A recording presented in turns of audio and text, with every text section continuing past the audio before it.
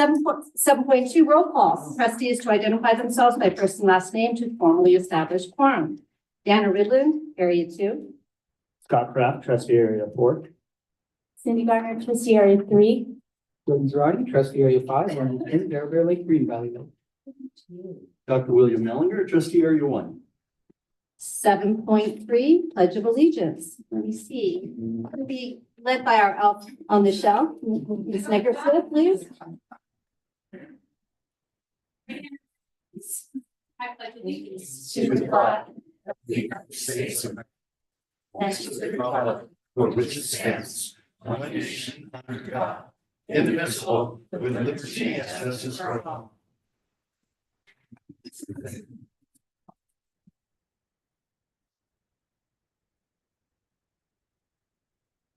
8.0 Closed session report. 8.1 Announcement of reportable actions taken during closed session. Related to stipulated expulsion case number 03-24/25. The board voted unanimously for stipulated expulsion. 9.0 Public testimony. 9.1 Looks like we do have comments, so I'm going to go ahead and read. Public comment period for items listed on this agenda and non-agenda items within the subject matter jurisdiction of the governing board. The public comment period is administered by state law and is the point in the meeting set aside for members of the public to share their opinions with the board. Open meeting laws do not permit the board to engage in dialogue or answer questions. Though it may not take action on non-agenda issues raised at the public comment period, the board, for example, may refer any matter to the superintendent for review or take action to direct staff to place a matter of business on a future agenda. Protocols for speakers. Any person who wishes to address the governing board on agenda and non-agenda items within the subject matter of their jurisdiction must complete a speaker's form and submit it to the executive secretary to the superintendent before the meeting is called to order.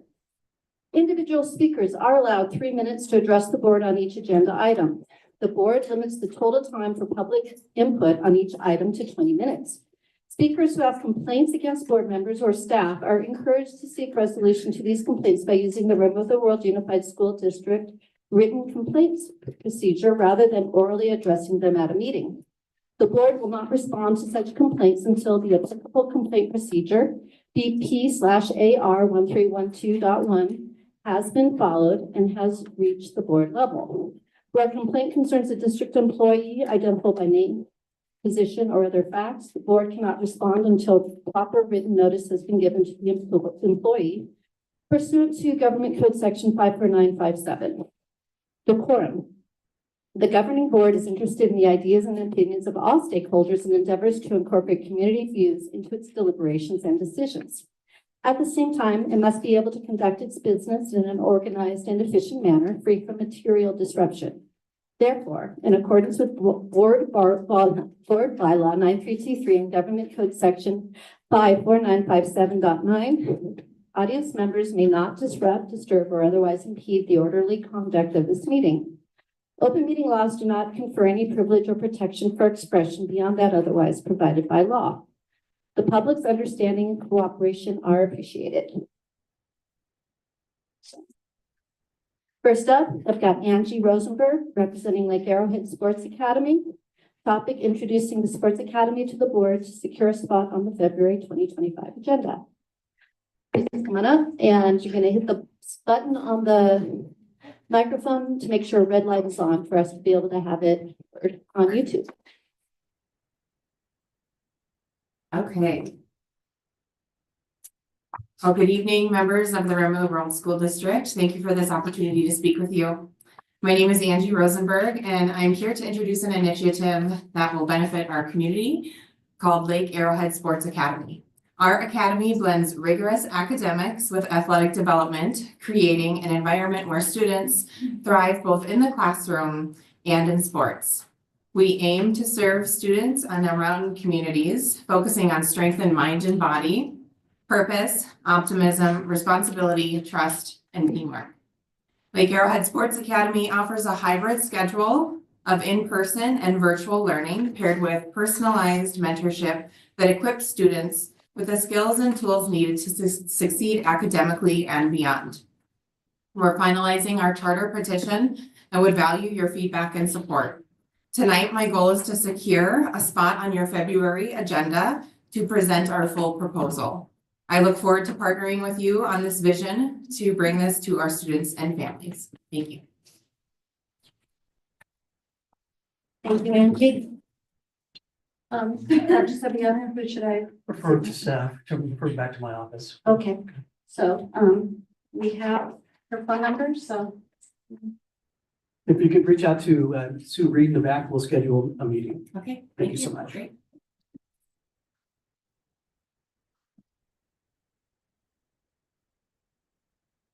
Next, I have Dave Bennett, Murphy Arts, ongoing use of LGC for Wraith House. Can you come up and speak, please?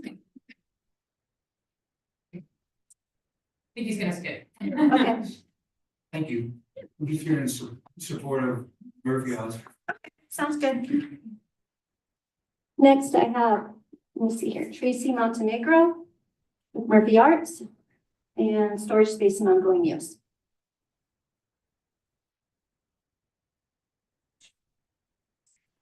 She must have stepped out. Do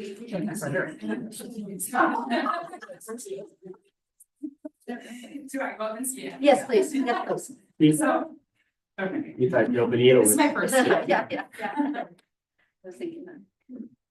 Hello, good evening, everybody. I am Tracy Montenegro, and I'm a parent of two students in the school system. But my son, I'm speaking on behalf of Murphy Arts. My son had the opportunity to work with Murphy Arts on the Wraith House. And I just want to speak as a parent. I have a teenager now, and he doesn't really want to be part of my theater company anymore. And this Murphy Arts Wraith House gave him the opportunity to have a new community, but still perform in the arts and try something new. And I just feel like on behalf of them and as a parent, it is so important to have arts and other options up here, and it is very limited up on the mountain. And if we have the opportunity to support an arts that wants to give back to our school, I feel like I just think it's so important to support them and keep the housing of their materials and keep it going at the school, because it just builds a stronger community for all of us. And arts, being so close in LA, provides a community and job opportunities for our children that they may not be aware of. So thank you.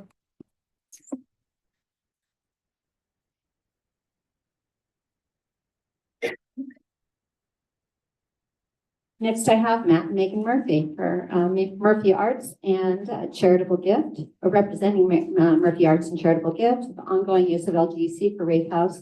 So we're number 6 on the agenda. We just wanted to have you to have our info in case you need it, but we'll talk when we get to 6. Sounds good. So Thank you.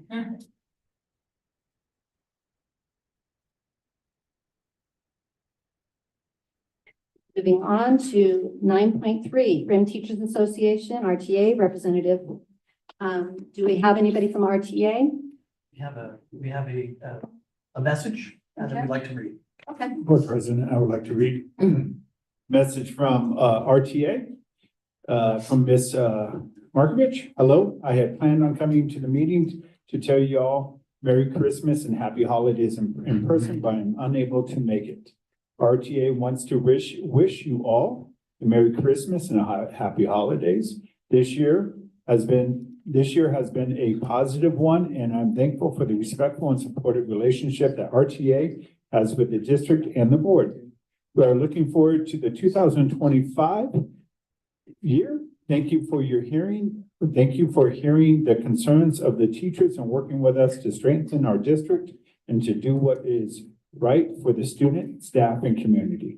We'll see you next year. Thank you, Amanda Markovich.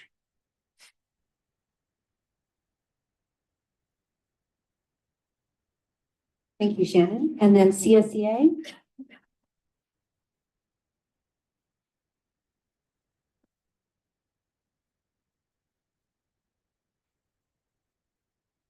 Good evening. Sure has been a busy week for a short week. Hard to be here tonight. Anyway, as a representative of the classified employees of the RIM district, I'm here to express concern over the budget challenges and potential impact on jobs and the services we provide to the district. We are dedicated members of the school community, but we also understand the financial restraints the district is facing. I know that classified employees play vital roles in supporting students, teachers, and the overall function of the schools. And we contribute to safety, well-being, and education and experience of every child. The thought of any job cuts or even not having pay increases causes a lot of anxiety for many as they struggle to make ends meet. We will continue to be committed to supporting the district in discussions and potential solutions.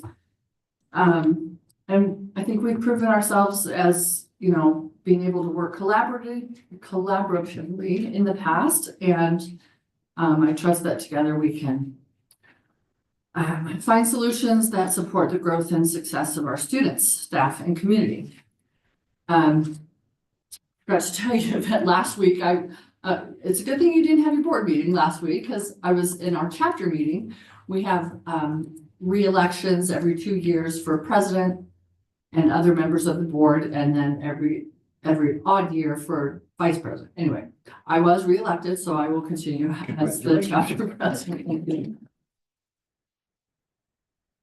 I've also been recently made aware of a new Senate Bill 98 that could possibly change the way California funds school districts. As we know, school districts don't get paid when students are absent. And while we appreciate the incentives to have kids get to school and the Saturday academies, it is difficult when students and families feel like they have to go to school when they're sick. And it causes a really bad snowball effect, as you can imagine. So then we have staff and more students getting ill.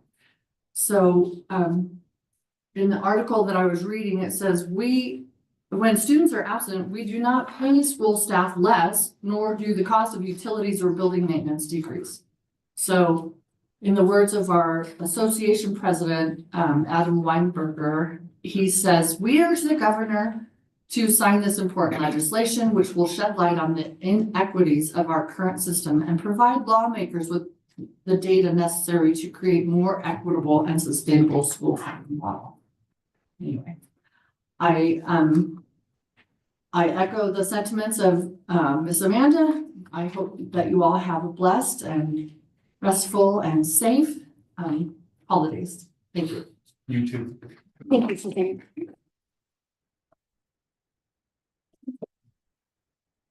Moving along, 10, reports and presentations. Just a note, we had in our 4 o'clock meeting before we went into closed session, we did adjust the agenda. So what was 10.4 is now 10.0. So it's time for our student report with Ethan Smith. It's school report time. Let's start with our elementary schools. Keeping spirits high, VOE started the week with a staff game called Battle of the Bling. As staff passed one another in the halls, they would battle with a game of rock, paper, scissors. The winner would then claim the loser's bling. The two with the most bling won a Target gift card. Our wonderful TK and kindergarten students gave it their all on Tuesday, delighting us with their heartfelt performances of beloved holiday songs. LAE has been increasingly busy getting into the holiday spirit. Our 4th and 5th graders enjoyed a volunteer-supported pancake breakfast, and the other grade levels have had stellar holiday performances. We held a door decorating contest, and our staff and students took it to another level, creating a winter wonderland across campus. Over the CHE over the past 2 years, and 2.5 weeks, not 2 years, CHE has been bustling with holiday cheer and community celebrations. We proudly held our Trimester 1 Awards Assembly, recognizing the hard work and achievements of our students. The Running Springs Fire Department brought the holiday spirit to the campus with a wonderful community Christmas event featuring Santa, hot dogs, and punch for all participants. To top it off, our festive holiday performances were a huge success, highlighted by the incredible Mr. Wallace, who shared his timeless Hoffman Family Christmas, a piece he wrote over 30 years ago. It's been a joyful and memorable time for a CHU family. And on to the middle school, Mayor Thunder Hank Intermediate. We want to thank Rim High School for hosting our band and choir for their winter performances. Mrs. Stebbing and Mrs. Wazeda did a marvelous job making our students shine on stage. Mr. Lowen's students turned the science lab into an ice cream factory, mixing chemistry with fun. They created their own ice cream and enjoyed the results. Mrs. Flores's and Mr. Gerardo's and Miss Carla's class celebrated the gift of giving. Lots of hugs and laughter with a memorable visit from two wonderful girls. MPH hosted their annual winter staff breakfast, which put everyone in good spirits to finish strong and enjoy a well-deserved break. I'm definitely feeling that. Finally, MPH students kicked off winter break in style, showcasing their holiday spirits with Grinch-themed outfits, cozy pajamas, and festive holiday attire. Moving on to Mountain High School. Several Mountain High students volunteered 1.5 service hours to support RBA's Mixer event last week. Their support in helping younger students build gingerbread houses and carol alongside Mrs. Lewis's elementary school students truly brought joy to the day. It was fantastic to see them actively engage in the festivities and contribute to such a meaningful experience. We appreciate their dedication and encourage everyone to get involved in future events. During Mountain High's first Real Talk session, MHS students have been hard at work to achieve their goals set forth during the third credit check to improve attendance and engagement by 5%. Students and staff alike collaborated on ideas to achieve this. We're focusing on behavioral patterns to intentionally engaging with others. We look forward to celebrating what successes we achieve together and driving motivation with accountability. And RVA, it was merry and bright during RVA's wonderful holiday winter holiday mixer, who joined us for yesterday's winter holiday mixer. It was delightful to see our students create impressive gingerbread houses as guests wore their most festive sweaters. Congratulations to our contest winner, Max. A big round of applause to Mrs. Lewis's talented students for their heartwarming performance. Their joy filled the room with holiday cheer. We look forward to the upcoming Valentine's Mixer coming in February 2025. And finally, the best part, Rim School. I am not biased. Last week, RHS Choir and Band held their annual winter performances. Our PAC was packed and both programs showcased our students' talents. On Friday, our band played with MPH beginning and advanced bands. Congratulations to Mrs. Stebbing and Miss Gregg for their amazing work. Congratulations to RHS Boys and Girls Soccer. Both teams competed in the Loma Linda tournament earlier this month. Boys took third place overall and RHS Girls won the tournament. Congratulations to Coach Cavazos and Coach Ficky for their hard work. Clap.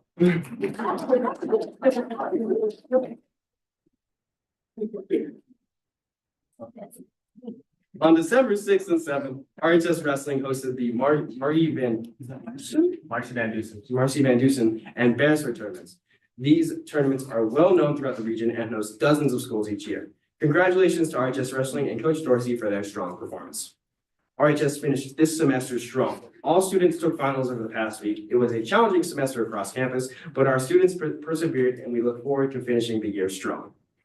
WASC is coming. Oh man. We are finalizing our WASC report and our visit will occur March 17th through 19th, 2025. RHS is excited to showcase our students' academics and programs in just a few short months.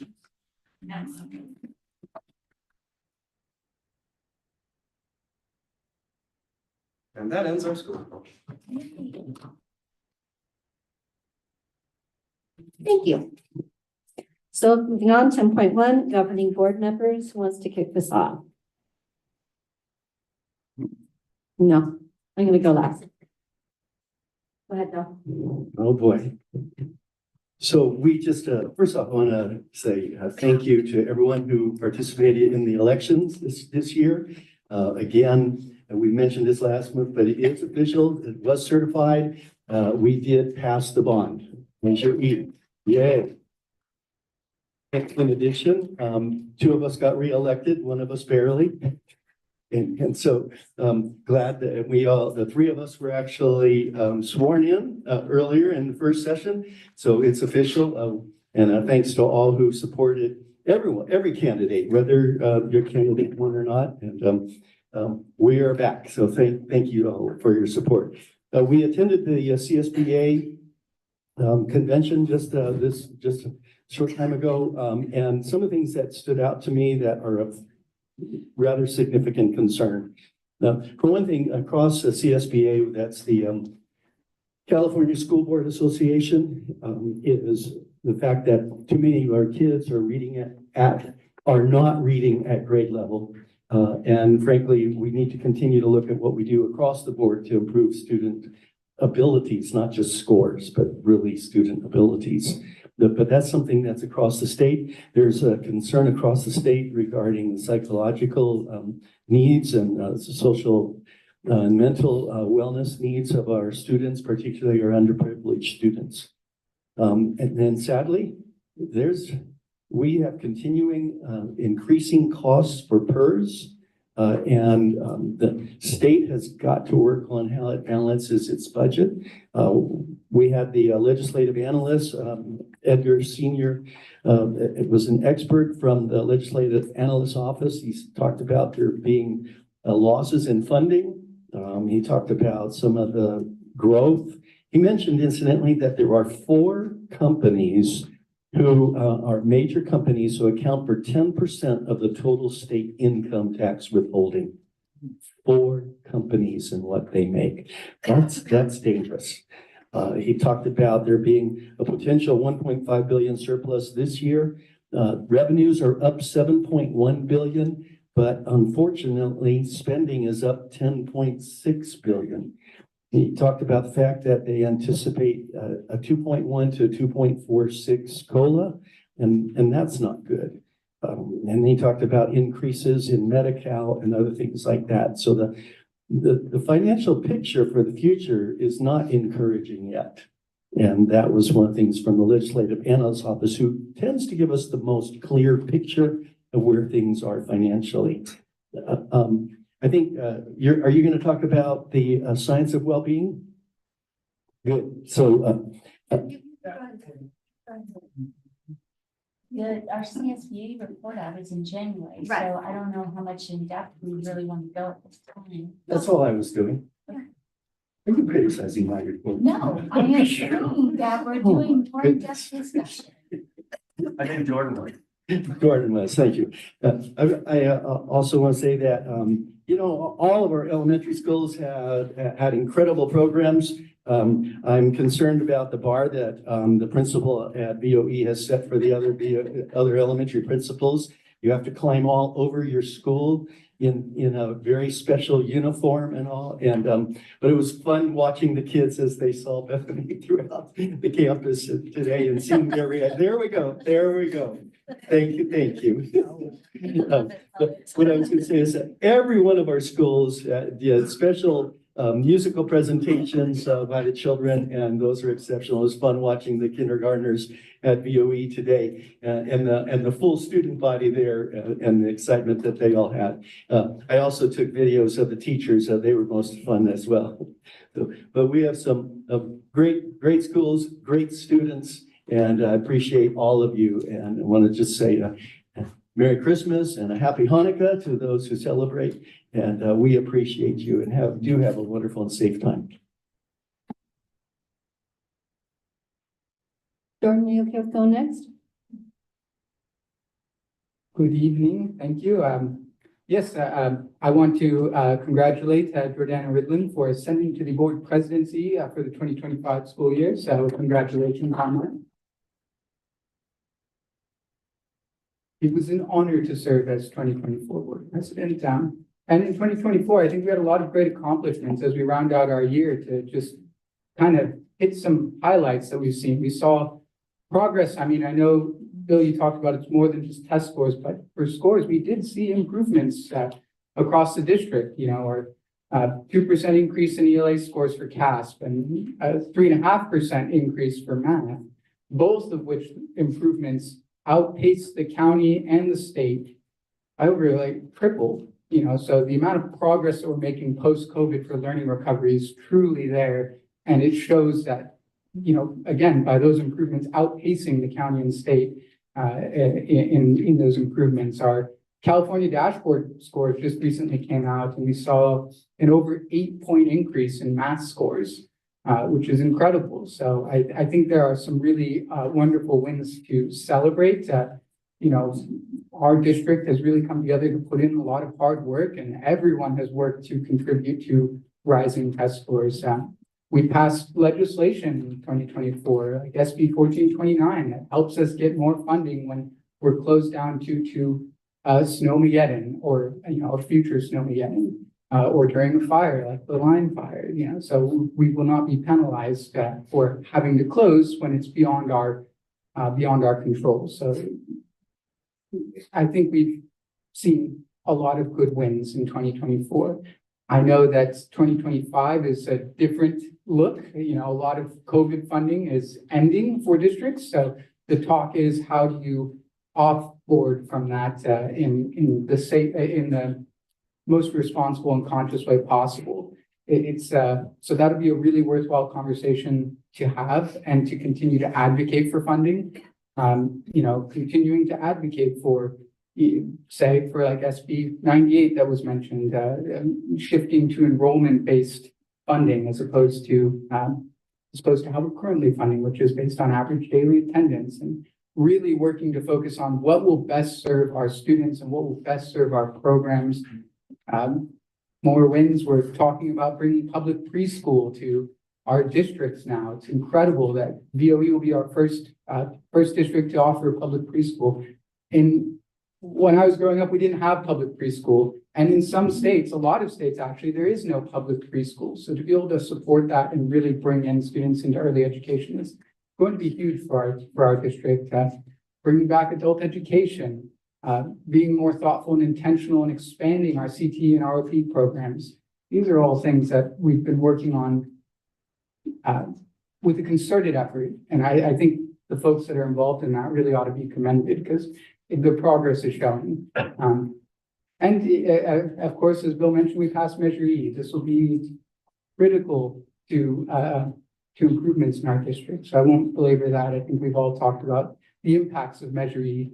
I'm looking forward to the Citizen Oversight Committee getting started and getting kicked up. I've already heard some interest and directed them to Jenny's way for that. And so I will just end by saying I hope you all have a lovely end of the year, and looking forward to 2025. And we'll face all of our challenges head on and work with everyone the best we can. So, thank you. Thanks, Jordan. Cindy? Happy holidays, everybody. I'm so excited. I'm excited because my son is coming home and I have my girls home. So I know that all of you, family is so important, and have them around you during the holiday season is just so special. And I'm grateful every single year that when my kids get to go and come home, because now that they're adults, you're always like, am I going to be second fiddle? Yes. And so I'm really excited that I have them back.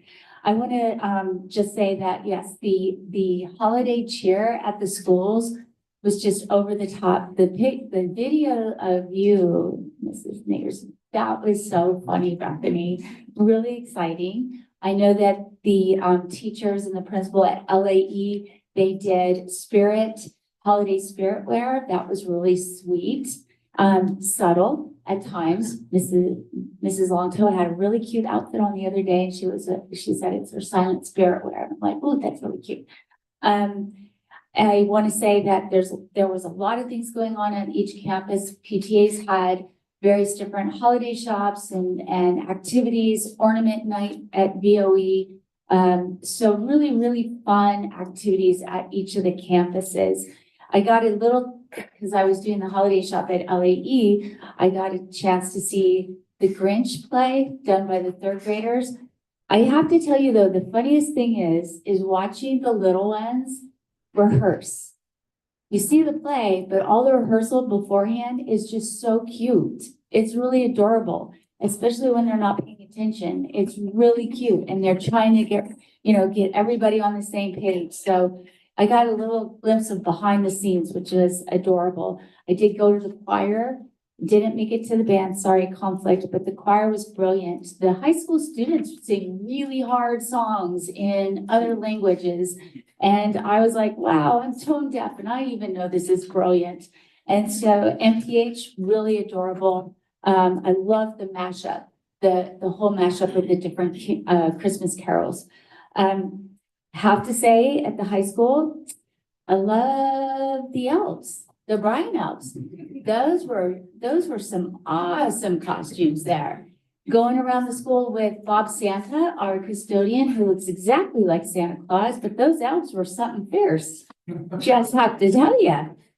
I want to say in regards to ADA versus enrollment for budgeting and Prop 98 became more of a studying the questions and issues of going from ADA-based to an enrollment-based funding. And we have to remember that no matter what, Prop 98, our pot of money stays the same. Doesn't matter if you do ADA or enrollment, stays the same. And when you change a formula, there's going to be the winners and there's going to be the losers. We're already not in the winner section. So just putting it out there. The other part of this is any kind of enrollment push. We need to make sure that there's no caveats or restrictions to the money, because the original language of that bill said, sure, you're going to get extra money, that new money for your enrollment. However, we're going to, a huge chunk of that new money, you're going to have to spend on attendance. It's not local control. So we want to make sure that any change from ADA to enrollment doesn't have those kind of restrictions, that is true local control, and that we are not forced into another mandate that we didn't ask for. Just putting it out there, that's a big thing that CSBA and SANDABS is advocating for. I did get on the legislative committee for CSBA again for next year. I'm so excited. It's like super exciting because it's a new bill cycle. So the last bill cycle 2 years ago, 2,500 new bills were introduced. So that's a lot of bills to go through. And I love data. I love getting in the nitty gritty. So it's going to be exciting. I'm excited about the internship grant. I am so excited about the fact that that grant will pay our students for their interning at Dave Bennett's Construction, just putting it out there, Dave, or any kind of company. The employer gets the win with talented students that want to work hard and have that exposure to a career, and yet the student wins by getting paid. It's just such a great opportunity for our students to be able to take advantage of whether it's in the tourism, hospitality area, construction, whatever it is. I'm just really thrilled that we're able to get that grant. And I want to thank everybody who worked on making sure that we secured that. The budget, just one, I'm not going Debbie Downer, but we are getting revenue higher than anticipated in the budget for this year. However, the $5 billion of projected new money, we're not going to probably see that. It's going to go into the Prop 98 reserve that was tapped out to make sure that we didn't have budget cuts yesterday. It does feel like yesterday. So I just want to caution, like Bill said, that even though we have higher revenues, there are higher expenditures, and they're going to feed the kitty. They're going to feed Prop 98 reserve first before they release any new money to school districts. And which is unfortunate. I understand it. The reserve did make sure that we didn't see cuts, severe cuts in education, but it's sort of like, deflates the balloon a little bit. So anyways, I wish everybody just the happiest, merriest holiday ever. And I'm wishing you all the very best. Health, happiness, success, everything that you ever wanted in 2025. That's what I'm hoping for. Okay, I think I'm up, but by default, I think. Happy holidays. I'm not gonna beat a dying horse here, but Merry Christmas to everybody. I think we have a lot to be thankful for. Well, I don't want to get into the weeds on that, so. Test scores are up, the bond is passed, it seems like morale is up. I think we're very thankful for that. I think everybody's been working hard. I do want to comment a little bit on how schools are funded, and I can't get into that, but if you take the time and get to know a little bit about supplemental monies make a huge difference. And when you're just down in San Bernardino, if you're a student there, you receive a lot more than if you come up here to Rim of the World. And that's all due to supplemental money. So if you get an opportunity to look that up, I encourage you to do that.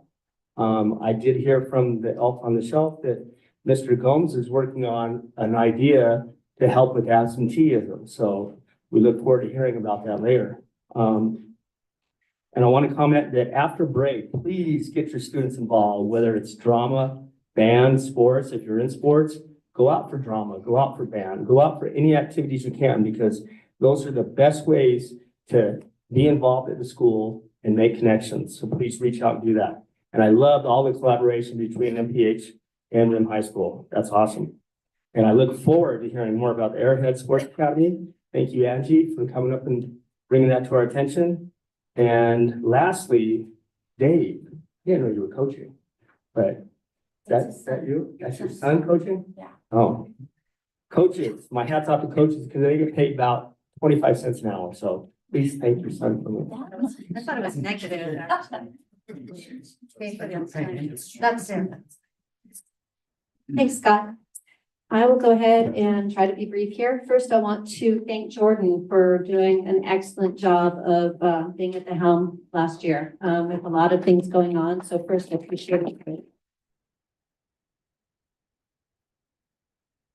And I'm going to be repeating a little bit of what's been said. There's so much positive from last year that it's, I think, worthwhile to take a moment and to continue to reflect on it. For starters, we started out the school year with all the same principals and administration that we ended the school year with in 2023, 2024. That's huge. That's the school district. Yeah, they're excellent. So it's fantastic for stability, and it's, I think, helping us in so many different ways. The leadership has been stable and fantastic, and we have great staff. We have wonderful teachers, wonderful bus drivers, but wonderful from top, I don't want to say top to bottom, in all sorts of different ways. And they impact our students in a positive way. And it's a lot to celebrate. We're also seeing increasing in community involvement, not because our community hasn't wished to be involved, not because the school district hasn't wanted them involved, but there's more and more opportunity and collaboration and opening up. And it's making a huge impact, and it will continue to do so. And that's just absolutely, again, fantastic. January ELOP started, and what a fantastic program. So that's another 2024 accomplishment that's going to continue on. Looking ahead with CTE, I think it's going to continue to grow and be a huge impact. In the news this past week, Governor Newsom mentioned about wanting to create more opportunities for individuals who do not have a college degree. And he's seeing that that's going to become more and more of a thing, not to put it eloquently. That they're looking at government, state positions that previously required a college degree and looking at whether that's really necessary or not.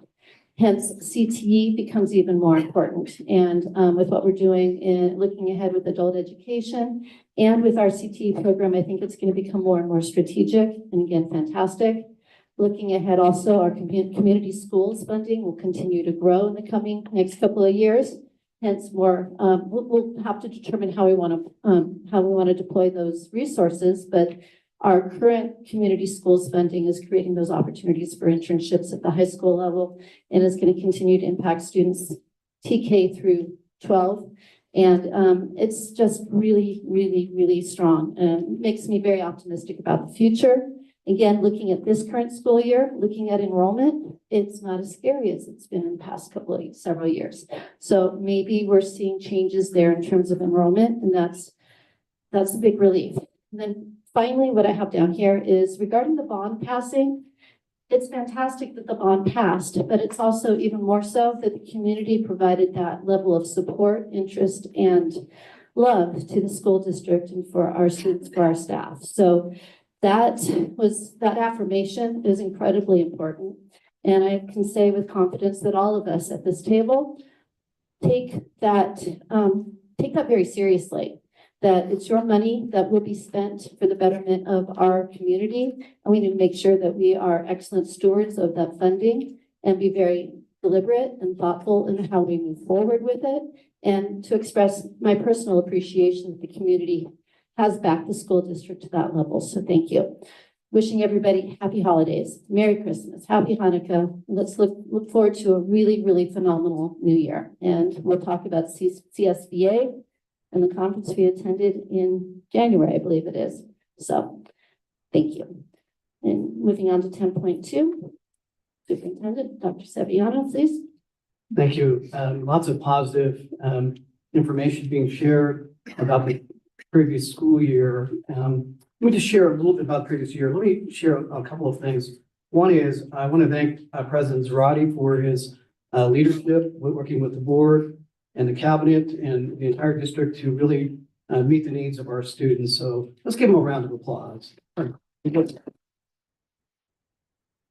Also, welcome leadership of Trustee Ridlin. I expect the same continuation as we have moving forward as a district to be successful in our endeavors. So a big round of applause for her as well. Just a couple of highlights.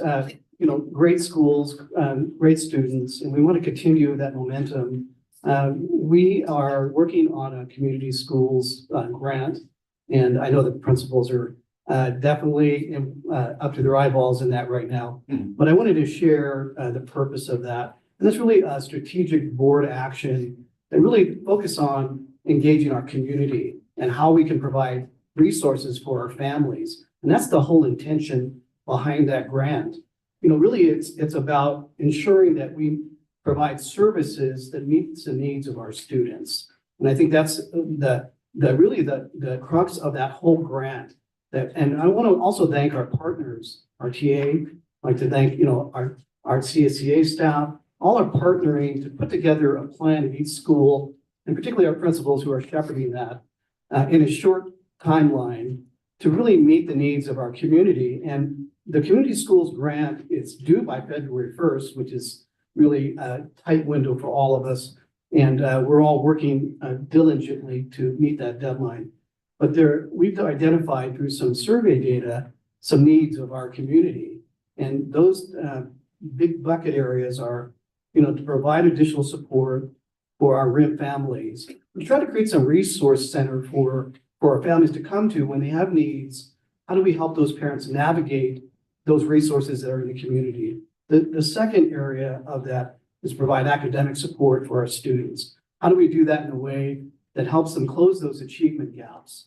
And so the schools are putting together their plans around that. And lastly, the third area is really to provide wellness and really a social emotional support for our students. And to try to train a counselor, social worker, whatever it is we decide and the schools decide as a priority, to really implement that to meet the needs of all students, because we have some schools without those resources. And so really to try to create an infrastructure that supports that sense of community. And that's really what we're after as a school district. So I want to thank everyone working on that grant. I know the timelines are extremely tight, but we are partnering together to really build something special for our district. And hopefully we get funded.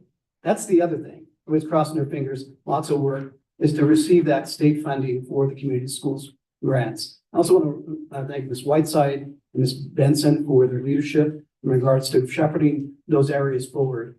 And lastly, I want to wish everybody a happy holiday season and Merry Christmas to all of you. Thank you. Happy Hanukkah.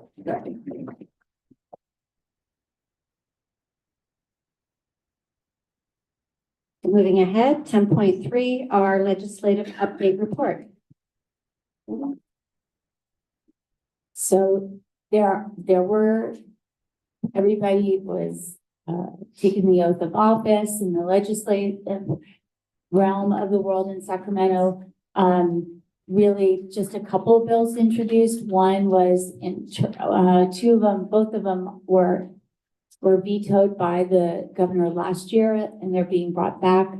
Again, one has to do with the 14-week leave for pregnancy or related. That's been brought back. We'll see how it goes this year. No change in language right now. The first set of bills will be really happening in January when the legislators get back from their break. And then in February is the deadline. And then you start all the lobbying back and forth. They switch how, go through the different committees and then switch houses and then, finally end up being kind of renegotiated at the very, very end in June. So there's a lot of work. Things that CSBA has been doing in the delegate assembly that we went to was really in our breakout sessions, which I'll report on in January. And thank you to the staff for giving me my homework to take. I gave the staff homework given to us by CSBA. And really it's talking about what at the local level can be done to help us at the local level. And a lot of discussion was on the areas that we're talking about in the community schools grant. We also talked about how we need to stop having unfunded mandates. Those are laws that come down to us that we have to pay for, whether it's staff time or actual costs, because it's not funded. So we talked about stopping that. We just need help. We also need help and relief in PERS and STIRS.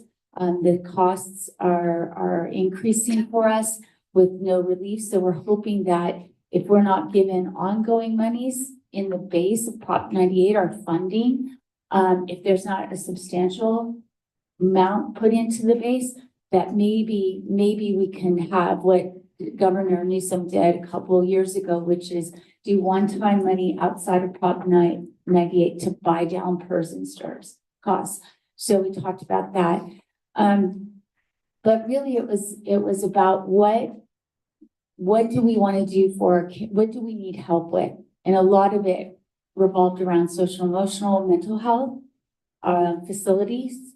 We also spoke about academics, and the interesting part in delegate assembly, Vernon Billy, who's CSBA CEO, he was really passionate and gave a really fiery speech. And I was like, ooh, I love him right now.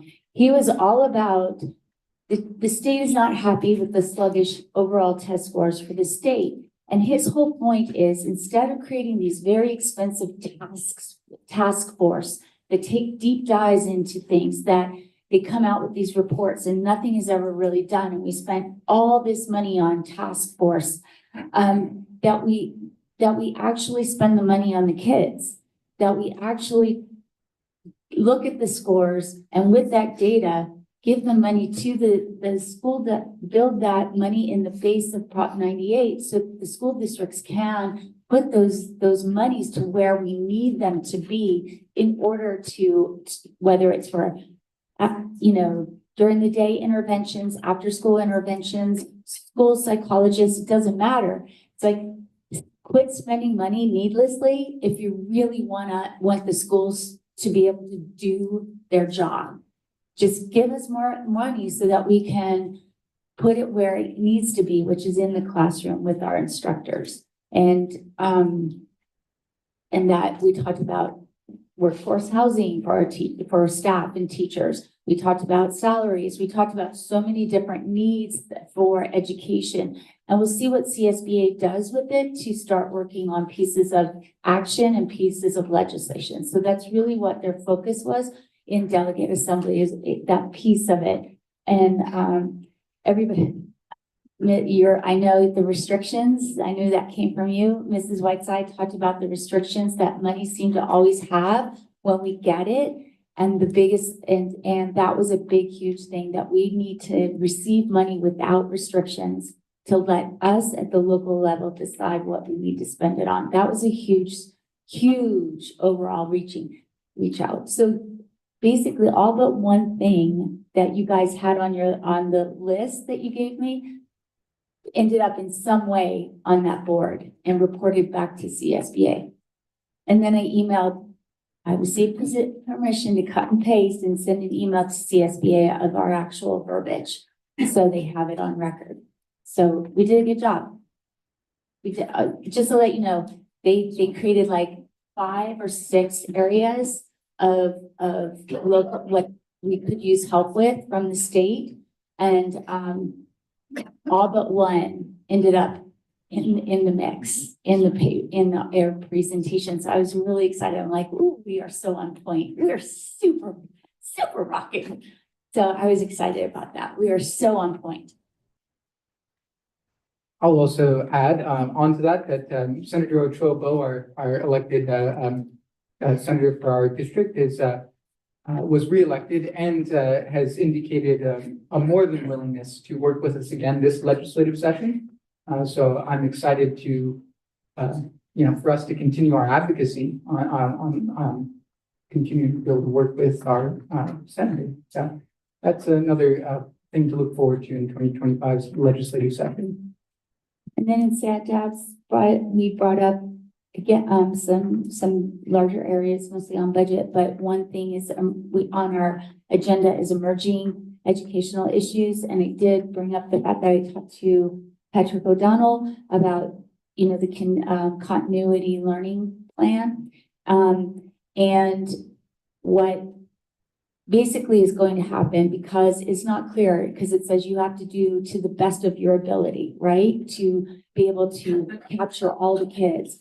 It's not clear what that means, what we have to provide, that we tried our best after people are evacuated or stuck in their homes with 12 feet of snow. What does that mean? And what does that look like? So it was recommended that we put together a little subcommittee to meet with the bill's author and to discuss this and get clarity on what does it mean do your best to implement a continuing learning plan.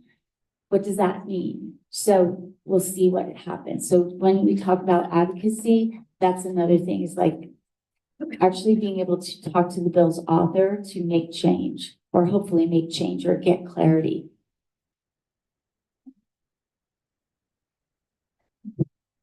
Yeah. Does anybody else have anything they want to add?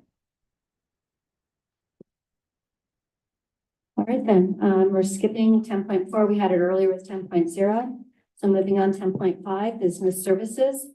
Room of the World Educational Fund presentation of checks. Yay, the fun part.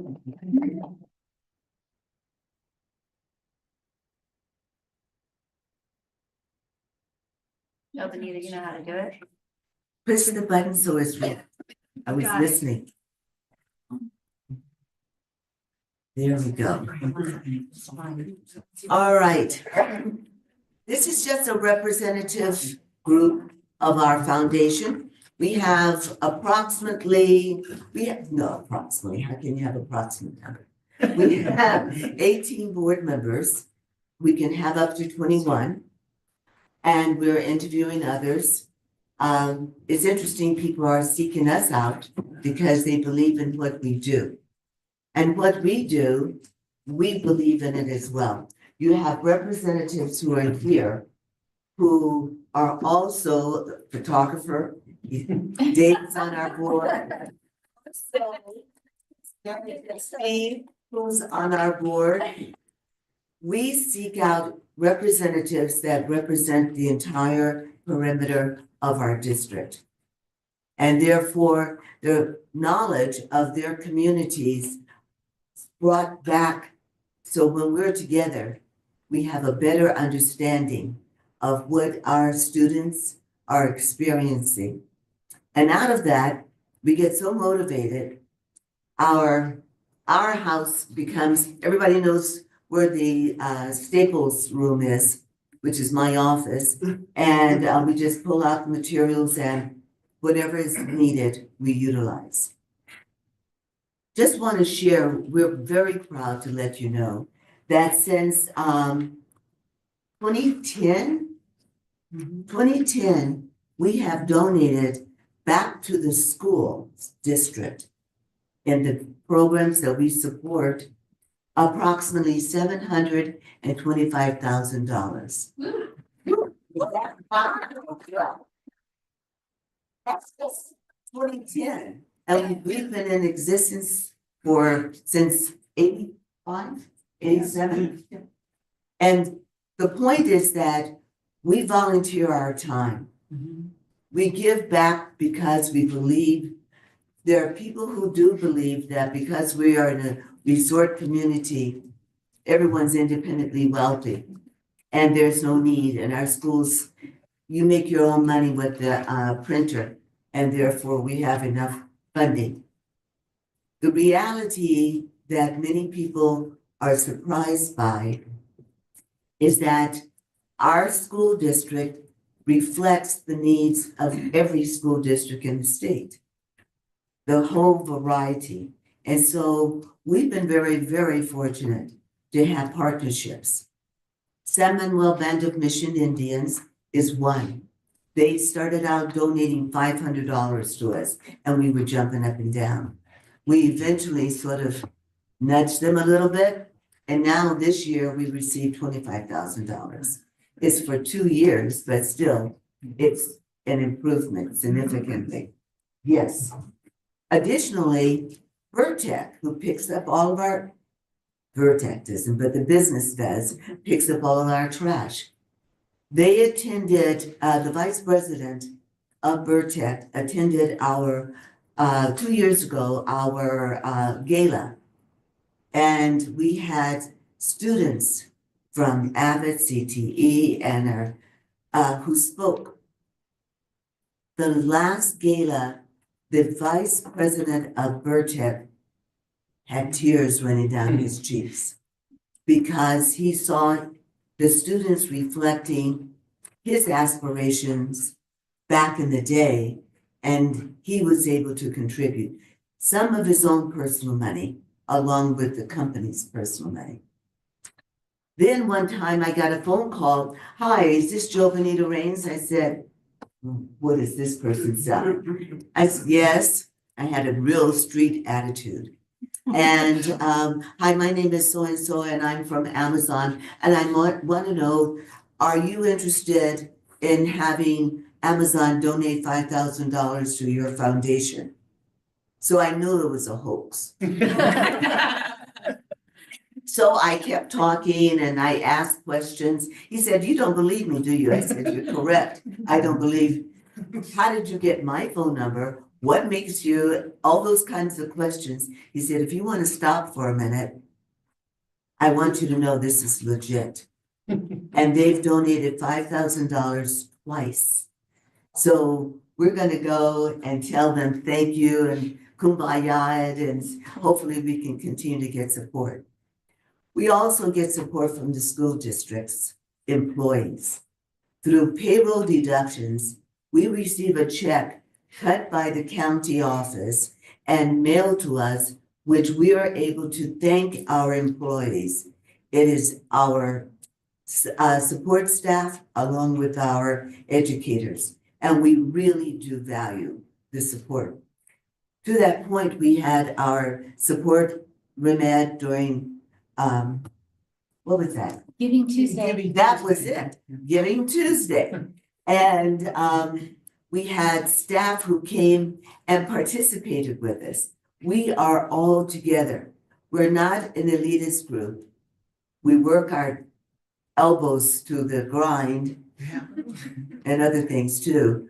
But the point is that our desire is to help collaborate, and we're talking to the Rotary clubs on the mountain and trying to promote a more expanded community awareness of the resources that are needed at the schools. The last little commercial on that part is that there are so many people who are not aware of the phenomenal programs we've got in our district. So we're talking to various staff people about having tours of our schools. And my husband brought in some VPs from Cal State San Bernardino. They said, you mountain people do that? All this is to say, we are all in this together. And we appreciate everything that you guys do.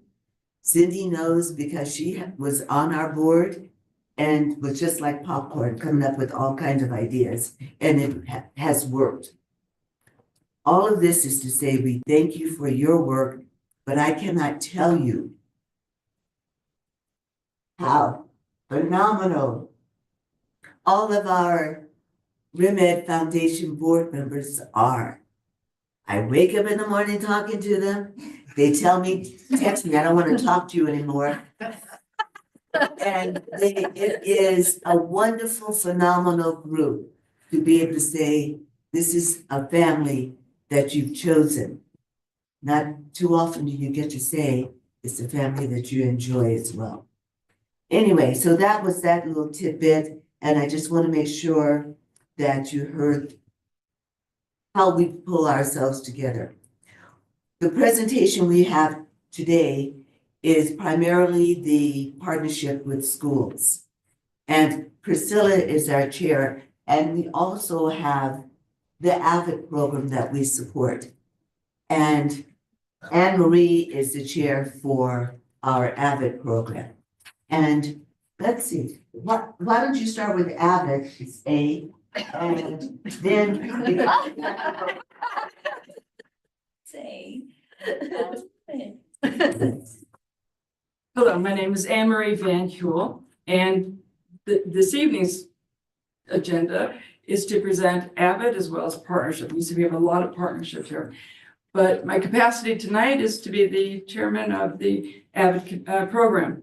And I'm very happy and very pleased to announce that with a lot of hard work and dedication, I'm going to be giving, or we are going to be giving, the AVID program combined $25,000.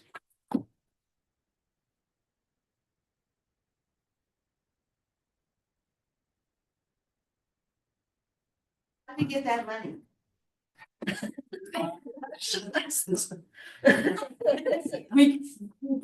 We get this money through the grant with San Manuel. It's a long process. If anyone knows grant writing, it's a long process. It's tedious, but it pays off.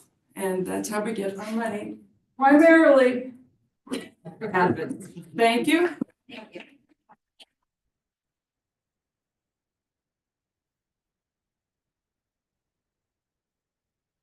My name is Priscilla Williams, and I'm the chairperson of Partnership with Schools Committee. And these wonderful people are the school liaisons for the Partnership with Schools program. Carol Henson, Karen O, Tracy Ellery, Montenegro, and Sarah Green. And also, so, you know, it's been, oh, and Mary Ann, I'm sorry. Yeah. I'm the Roman high school. yes. So, Dana told us she figures out, she gets the allocation, tells me how much it is, and she gives it to me on this, sheet of paper, and also the CBEDS numbers. And this past year, 24-25, we got it was $8.65 per student. So that came out to these figures that you see over there for each one of the schools. And then we passed out the application, and I didn't bring that. But anyway, we had an application, and it was sent to schools. The schools filled it out.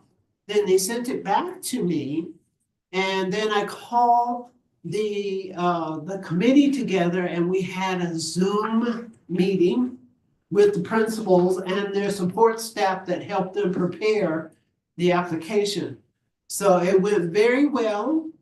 very well, and I really am so happy. You should be happy. You have wonderful principals, you have wonderful assistant principals, and a wonderful administrative staff. Sometimes I have to call and they just go, oh, she's calling again. So I really, really, really appreciate the hard work that they do, and they help us a lot. And then we had a couple of questions having to deal with one of the schools. They were talking about they wanted some specialized equipment. I'm an administrator. That's my background. I'm not in education. And it was a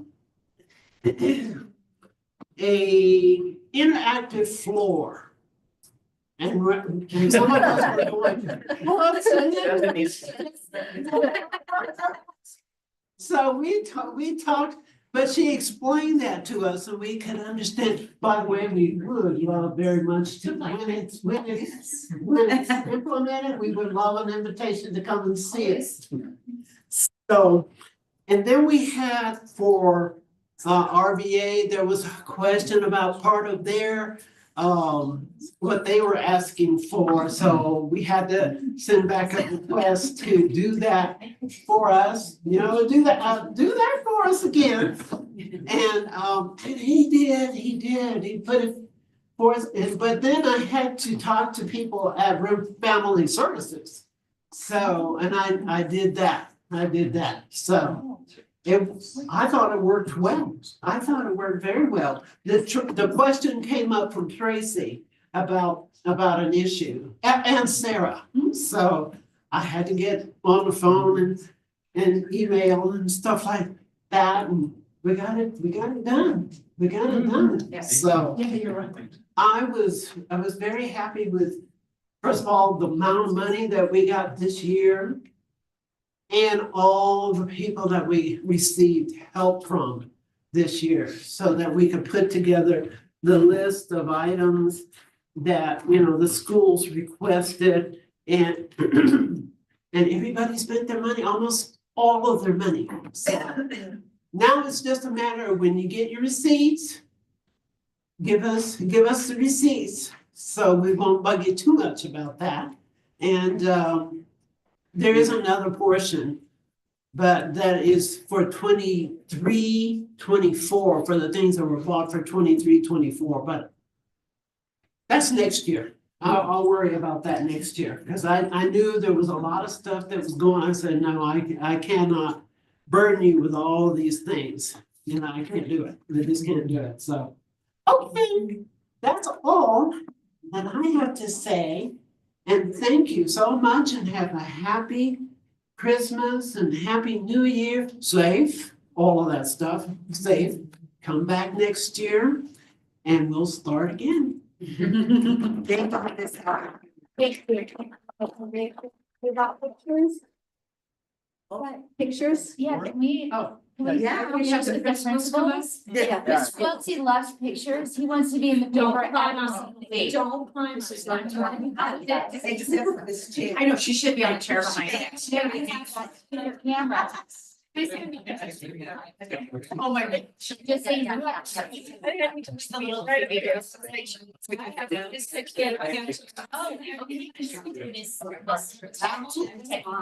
Jenny, how hard is it for you to cash all these checks within so long? How hard is it? Brian, you got two. I got an assistant. He has an assistant. Helpful to do. Yes. Job of the year. Do you know how to cash it?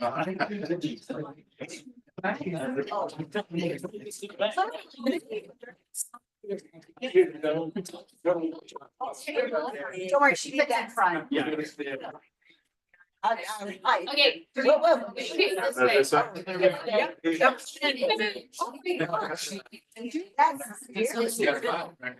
Okay.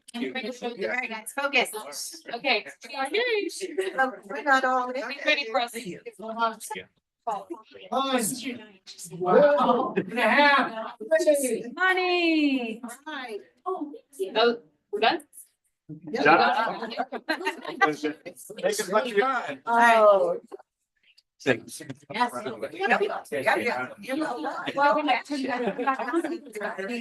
shout out for. Just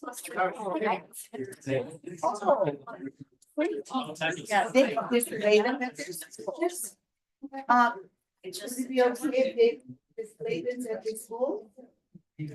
What's that? Do they display it at the school? Principals? Want us to take them with us right now? You can take them with you right now. And we'll pick them up.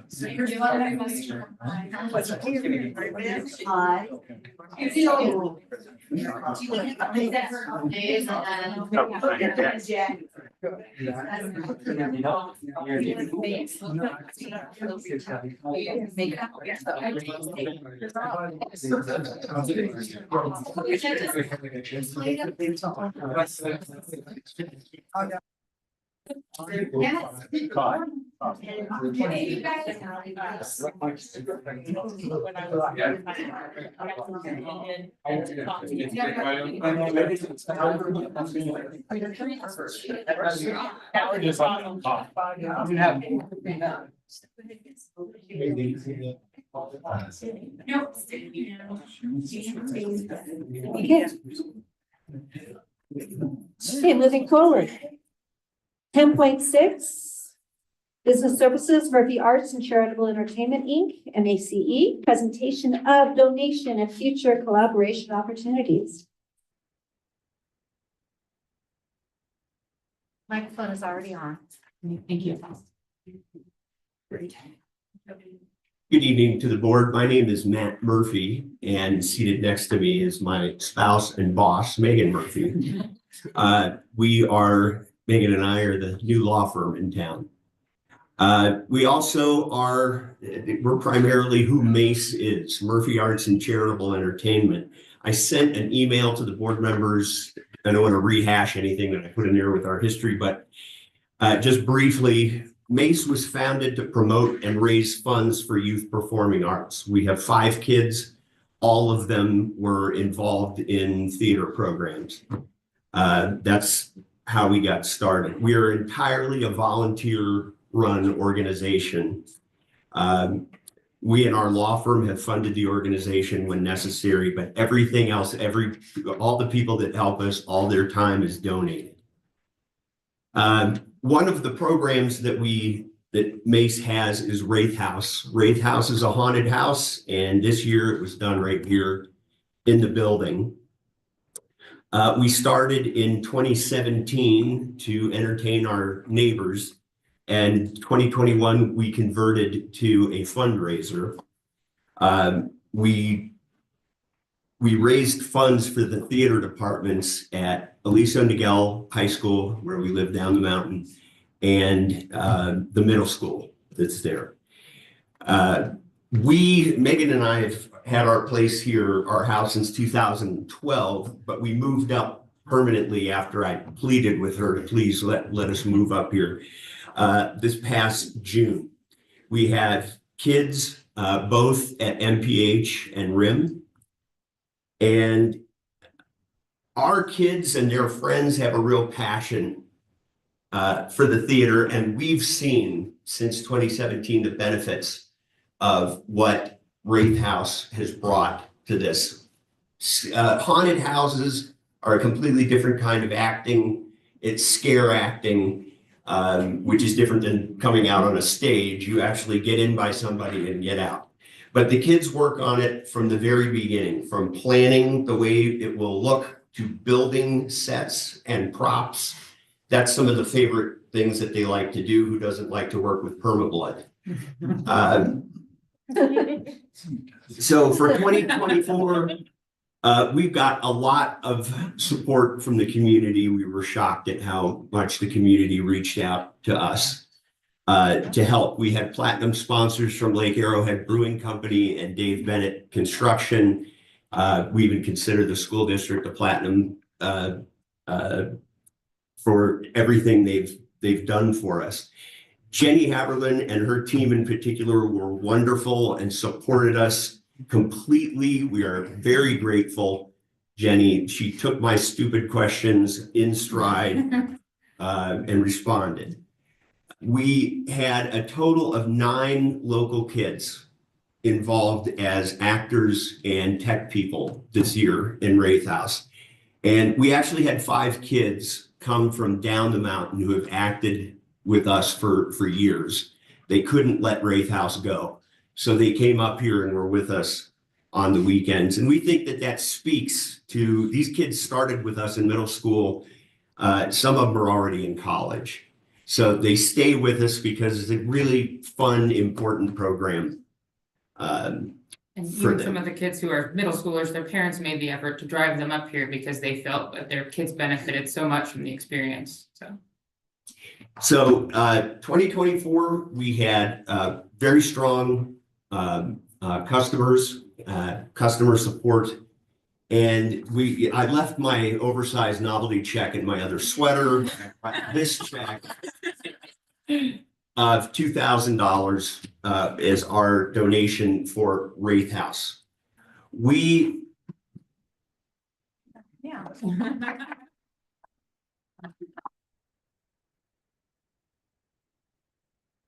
are looking forward to continuing to do this in partnership with the school district. With respect to the space that we currently inhabit, we understand it's not being used, but I've also heard that there may be some plans for it coming up. We're not asking to stay in the space long term. We would really like to see what kind of further involvement we can get from the high school and from the middle school. Another of the events we were hoping to put on as a fundraiser is a haunt that is around St. Patrick's Day. It would be a 1 or 2 night program, and those are very successful. It'd be a first one for us. But I can tell you too about our haunt. We don't do our haunt like a classic neighborhood haunt. We thought if we were going to do this, we're going to do it the full way, teach the kids, give them the opportunity to work with professional props. And that's what we are, and that's what they do. And I would really like to talk to you, Cindy, about your husband and his special effects makeup thing, because we do that with the kids too. That's some of their favorite things. I just learned about when I looked at the board website and was looking at, the board members to write you guys an email, and I was like, oh my gosh, she does special effects makeup. Like, that's amazing. So I've been very fortunate to have people in the community donate their time to teach the kids things. Dave and his crew has come help build, and we had a local musician help do the sound design, but really I'm hoping more for next year to get more of the school involved and the kids from the school, and maybe, work with Stephanie Phillips at the high school and, get some more of the construction and technical oriented kids involved rather than just the actors. But it's a great opportunity for them to get to learn things they wouldn't learn otherwise. So if anybody, Cindy or your husband is looking to volunteer time to help with special effects. I throw him under the bus. He worked holiday shop at LAE with vaccine kindergarten all day, wrapping presents. So you know what? He will do it. That would be wonderful. They're not into scare though. Cindy is also the boss of her. Yeah. As it should be. What we're hoping to get from the board is that we foresee at least 3 events a year. This $2,000 check is the smallest we've ever given. We believe we would be able to keep it in the $3,000 to $5,000 per event. I talked about the St. Patrick's Day haunt. We also have an event in mind halfway to Halloween. That's in May, and we thought instead of having a haunted house for that, the area out here and the Halloween that we had this past Halloween, what was The haunted hayride. The haunted hayride. We would like to do something similar with that in May for halfway to Halloween, with having vendors and others come out and sell their wares in participation with us. Lake Arrowhead Brewing Company is completely behind it. They would like to take a larger part in it as well. I think point being is that we understand you might have plans for this space. I don't know how imminent the plans are, but, you know, rather than, we're not asking you to commit to like a long-term lease, just can we stay until you find something better to do with the space? And we could get out on 30 to 60 days notice at any time. So it's not like we're coming to you asking you to commit your space long-term to us, just for the time being while it's not being used. If we can, one of our biggest expenses of our nonprofit has been storage, and it's ridiculous how much, like, we moved everything. We used to be able to keep everything in our garage, believe it or not, but we moved everything to a storage space in San Bernardino when we moved in June. And they're like, oh, promo rate $200, which nobody mentioned it was a promo rate, but then all of a sudden it was $400 a month. And I was like, oh my God, that's crazy. So in any event, we've been shopping around other spaces as well, but it would help keep more funds to be able to fund programs and to give more donation back to the school if we can keep stuff here. Plus, it's so much easier to put the haunt up. I mean, the amount of effort that was required to get everything out of storage, get everything in here and set up is unreal. But we have great support. But that would make it a lot more feasible for us to be able to do events throughout the year and to try to, you know, find more ways to raise money for theater arts up here. As far as being able to allocate space, I'm going to defer that to staff. Yes, if we could get your contact, we have a contact information, set up a facility use discussion and agreement around that. We'll bring it back to the board for consideration.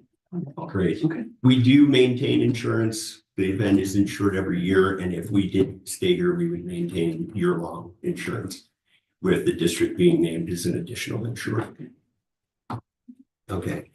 Thank you very much for the opportunity to address you, and I hope we can continue this into the future. Can I? And Tony's looking forward to working with you. I can't wait. Can I just, have you had any conversation with our theater people?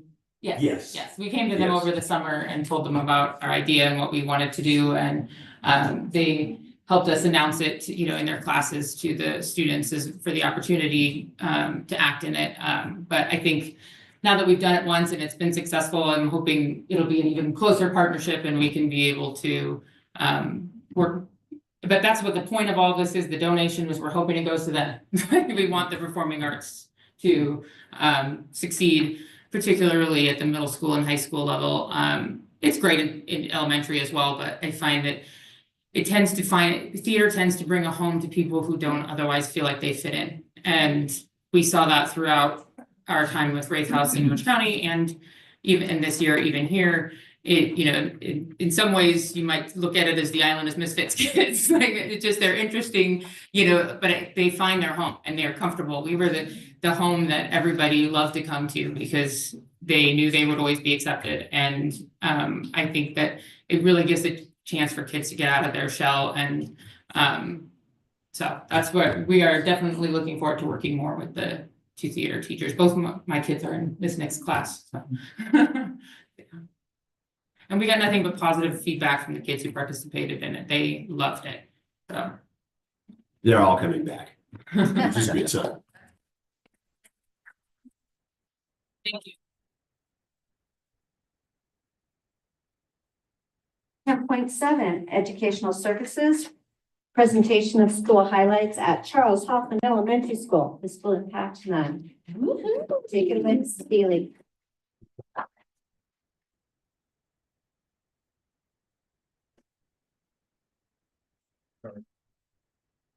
Yay. I'm excited. Rocky Raccoon. Love it. Good evening.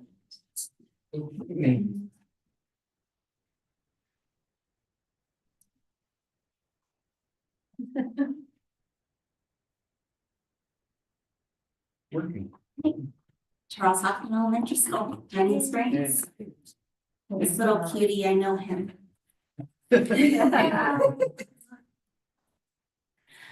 Charles Hoffman Elementary School has 294 students.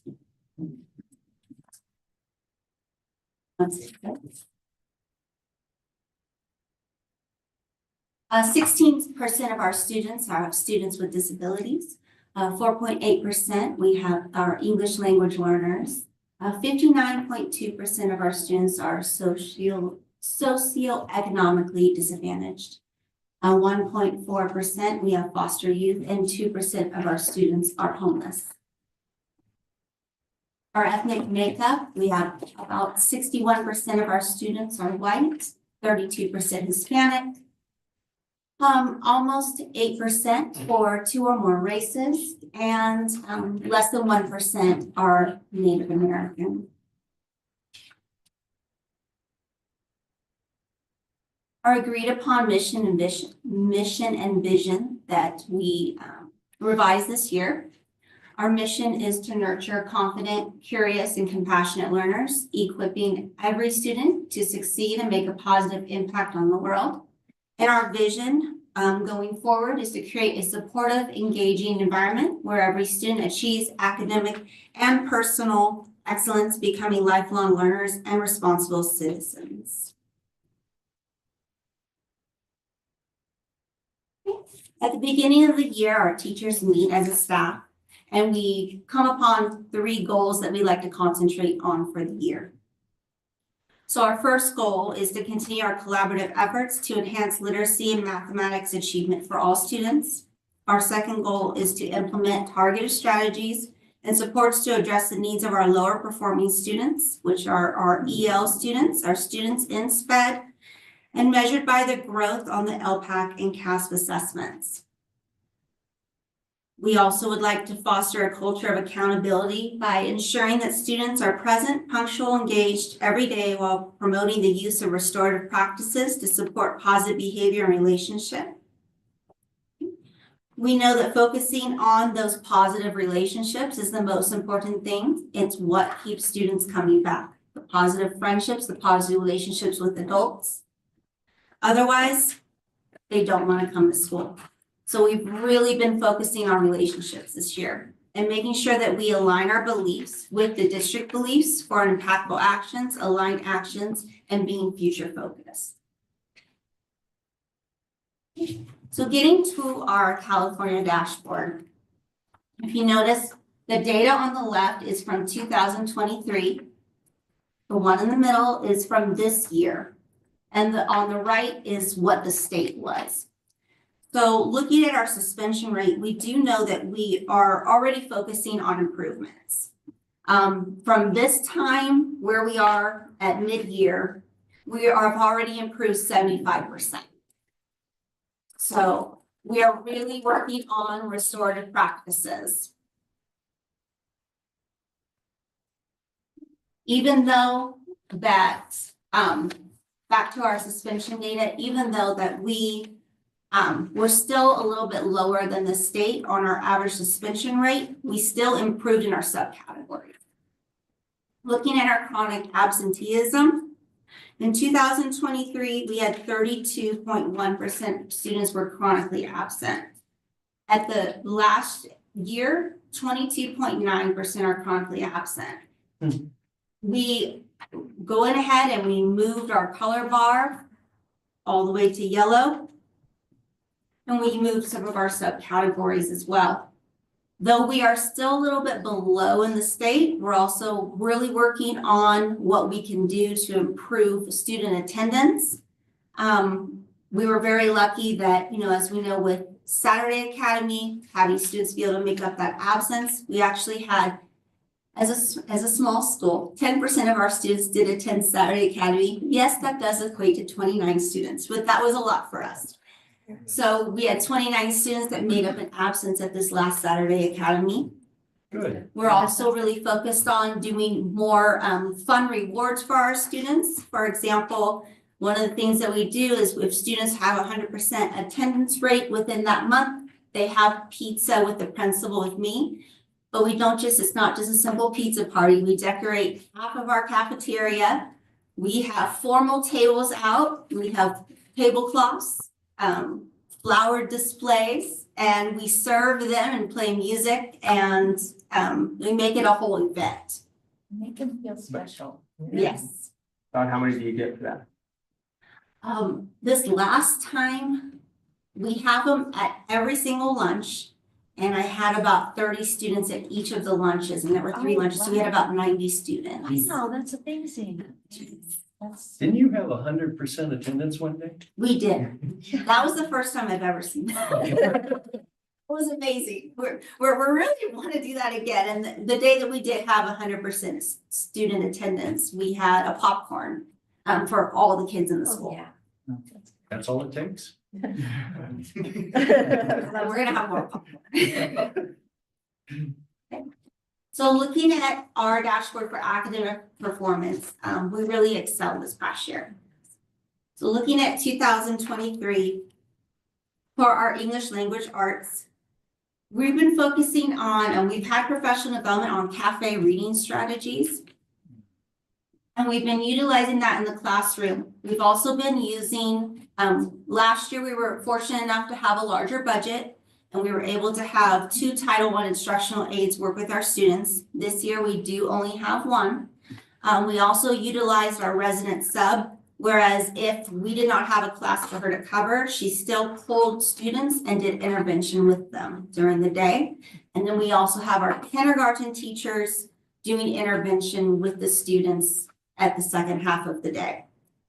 We really are focusing on, as you'll see in a little bit, a lot of rigor at the beginning grades.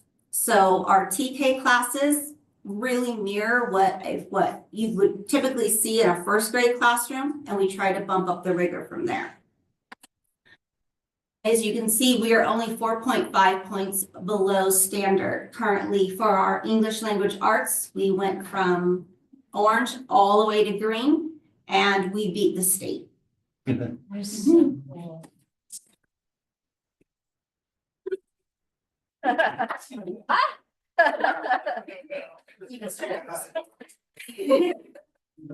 Or cow. All right. Going on to our data for our mathematics. We have moved 2 categories in mathematics as well. We've gone from orange to green. Though we are still below standard, we beat the state. And we have moved all of our subcategories out of red and orange into yellow and green.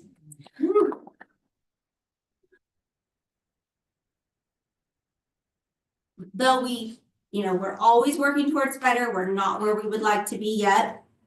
We are also working on those foundational skills and really looking at, numeracy competency and looking at those math facts. Getting those math facts down are really important to us. We have awards for math facts at every trimester assembly. If students receive 100% on their math facts by the 3rd trimester assembly, they receive a trophy. Oh, you're speaking in Jordana's heart. Seriously, having those foundational math facts, they set these students up for success in secondary so much so. And it's a beautiful thing that you guys are continuing to do that. Okay, so looking at our SIPSA goals, for goal 1, increasing student learning and support professional development. Every Wednesday, as we know, we have our PLC Wednesdays. We use data to drive our instruction on PLC Wednesdays. Since it is a small school, it is harder for our teachers to be able to get together to have that common time. So our common time really only happens on the PLC Wednesdays. We are looking, as I said, strengthening the literacy and the numeracy skills and providing ongoing training on best practices. For example, our kinder team, they've been going to the kindergarten conference every February since before I became principal. And we do a needs assessment at the beginning of the year to see what teachers would like for their professional development. And we try to find conferences and fit into our SIPSA for a budget for professional development for our teachers where they need. We also provide students with interventions to close achievement gaps. Like I said, Saturday Academy, we're starting our high impact tutoring program in January. And we have the people that provide the interventions to students. For goal 2, facilitating safe and positive school climate. We foster respect for relationships through our clear behavior expectations.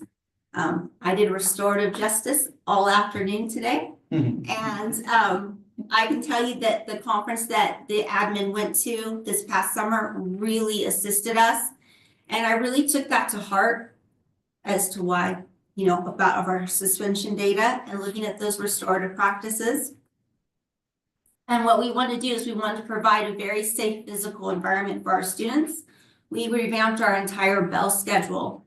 So right now, we only have 2 classes out at a time. And we are fortunate enough that we were able to add an additional yard duty. We have 4 yard duties out there. And I think that's really helped with issues on the playground that eventually lead to suspension.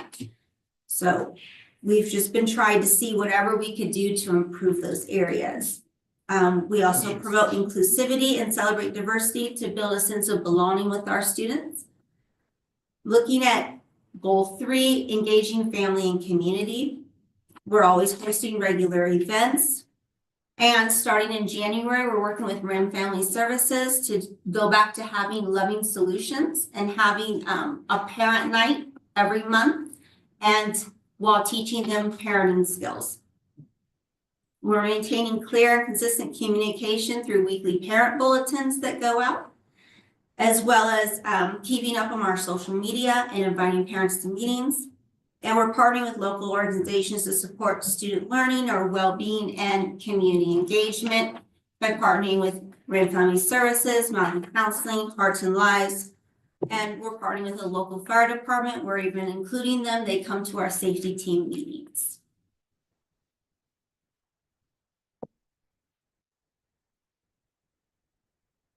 But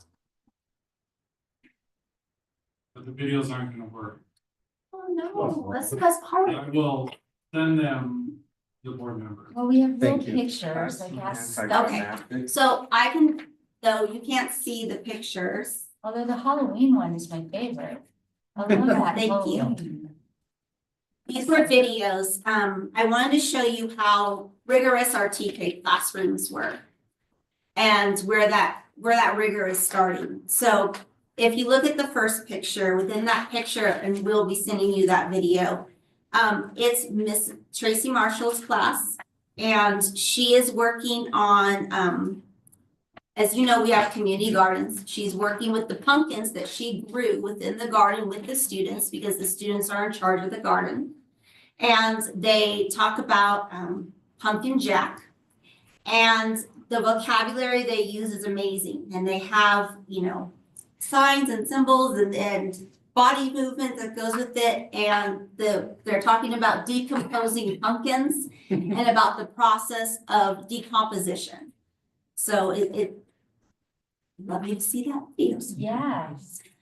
In the bottom picture, it's also Mrs. Marshall's class. They are working on chemical reactions, and they were taking the chemical reactions of baking soda and vinegar, and then they had plastic spiders, and it was called her Dancing Spiders lesson. So they are doing TK collaboration. They have partners, they have food trays out, and they're going through the whole science experiment together. And to say that our entire staff is making an impact is beyond true. Our custodian, Tony, it's a video of him. He goes out and he plays soccer with the students at his lunchtime, his own lunchtime he takes to go out to play with them and build those connections. And it's amazing to see every day when students walk up to our lower gate and upper gate, giving Mr. Tony a hug, giving him a high five, thanking him. Each of our staff members really does make a difference. It doesn't matter if you're the custodian, even the night custodian, whether you're the attendance clerk, whether you're the TK aide that's there for 4 hours. We are such a tight-knit community at CHE that we really strive to work to make things better for our students. So I thank you very much, and we'll be sending you those videos. Thank you. My focus during the CSBA conference was on chronic absenteeism and attendance. And it's interesting because in one of the workshops, they talked about changing your messaging from you know, if your kid doesn't come to school, you're costing us $44 a day, and changing that and not doing Strive for 95 so much as changing your messaging to what are you missing today? And so the interesting thing with the lab experiments or everybody's getting popcorn today. The whole thing is building this culture of, if I don't go to school today, what am I gonna miss? This is on the elementary level. And that's those activities, those engagement pieces, hands-on projects. That's the stuff where you message in the elementary, what are you gonna miss today? You're gonna miss so much. So I applaud you guys so much for creating pizza with the principal that is elevated and the popcorn for everybody. And I know your PTA works so hard in creating additional activities. So, I mean, again, I'm using this word again, on point. It's so on point to how the language of chronic absenteeism needs to change if you want parents and students to really go to school. Because trying to say, well, you're costing us money and let's strive for 95 because we're going to get more money. It's actually off-putting to parents, whereas you message to the child as well as the parent, there's so much going on and you missed it today. No, we're not doing a do-over. You know what I mean? It's just like so great that you're creating that culture of, I'm gonna miss something. I gotta go. Definitely, we really want to try to have those fun things on those Mondays and those Fridays, which is where, you know, our attendance really tends to decline. So we want them to know, hey, this is coming up. Gotta be here. We can't wait. And we always tell them there's going to be something really special. We hit that 100% again. Yeah. And paint cloud. Yes. That was fun. Yes. And one thing I did forget to tell you is that we're going to be starting. I know that there's been a real push for having this common formative assessments. And being such a tight-knit staff, we will be starting with 2 teachers that feel extremely comfortable with each other to cover their class, utilizing our resident sub and having formative peer observation. So it's completely non-evaluative, and then they can observe each other and give feedback to each other, and we'll give them that time in order to do that. Because we really want to take what's happening in TK and make sure that rigor is increasing across the grade levels. Very cool. Thank Megan, you so much. Megan, I'm impressed with some of the things that you're doing and the fact that obviously the dashboard only tells us so much, but your improvement in every level on the dashboard is really impressive. I like the creativity that you're doing also with the use of your kindergarten teachers as well as your resident sub. So all that's really excellent. And wow, if all we need to do is put popcorn machines on all of the campuses and get 100% attendance, that would be great. Let's fund it right now. Seriously, thank you for all your work. And the other word that goes along with what Cindy was just pointing out is relationships. It really is about relationships, and not only is that with all of your staff, but what you're doing in developing those relationships with the students. So thank you for that as well. Congratulations. Hey, Spirit Fingers, because I'm stealing Shelley's. I do have a question. Yes. In terms of this school year so far, in terms of formative assessments, which teachers are seeing so far, what, you mentioned not how you're being down a Title IX aid. Title I aid. Yeah, don't go there. I won't go there. But what is your sense so far this school year? We've had the line fire to contend with, and you have very, very experienced staff. So what are you seeing so far? Well, I would say obviously the line fire was an extremely unfortunate event. I don't know what other word to use besides lucky, but at least it happened at an early time during the school year. Whereas when we had Snowmageddon, it was right before that state testing time. So I believe that we can completely work ourselves out of that. And we were able to, come back for sure. And our Title I instructional aid is working super hard to make sure we really get to those students. We always have a focus on those especially like the second grade students that are about to go into a testing grade, as well as we look at our data and we see which students were basically the partially proficient, which students were almost there. And those are the students that we work on the most to try to get them up to proficiency. Thank you. So it looks like with the hard work of staff and students, they're able to overcome at this point from what you're saying. I believe so. Thanks. Did you go? Yes. Thank you. That was a hard.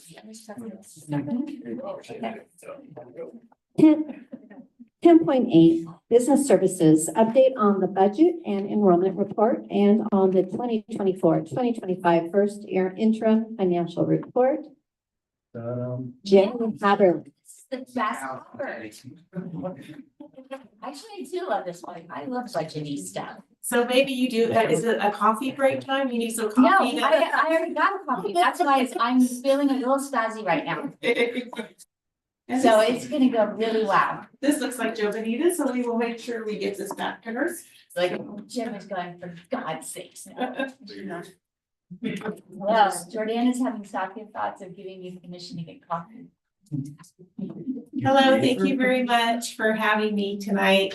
This time of the year, we're reporting on our first interim financial report, December of every year. I think that a lot of us, kind of, understand the reporting cycles for school business. Oops, did I go too far? Nope, I'm on two. Okay. So what is the report, and why are we here? We're here because the governing board, by December 15th needs to certify the financial position of the school district for our first interim.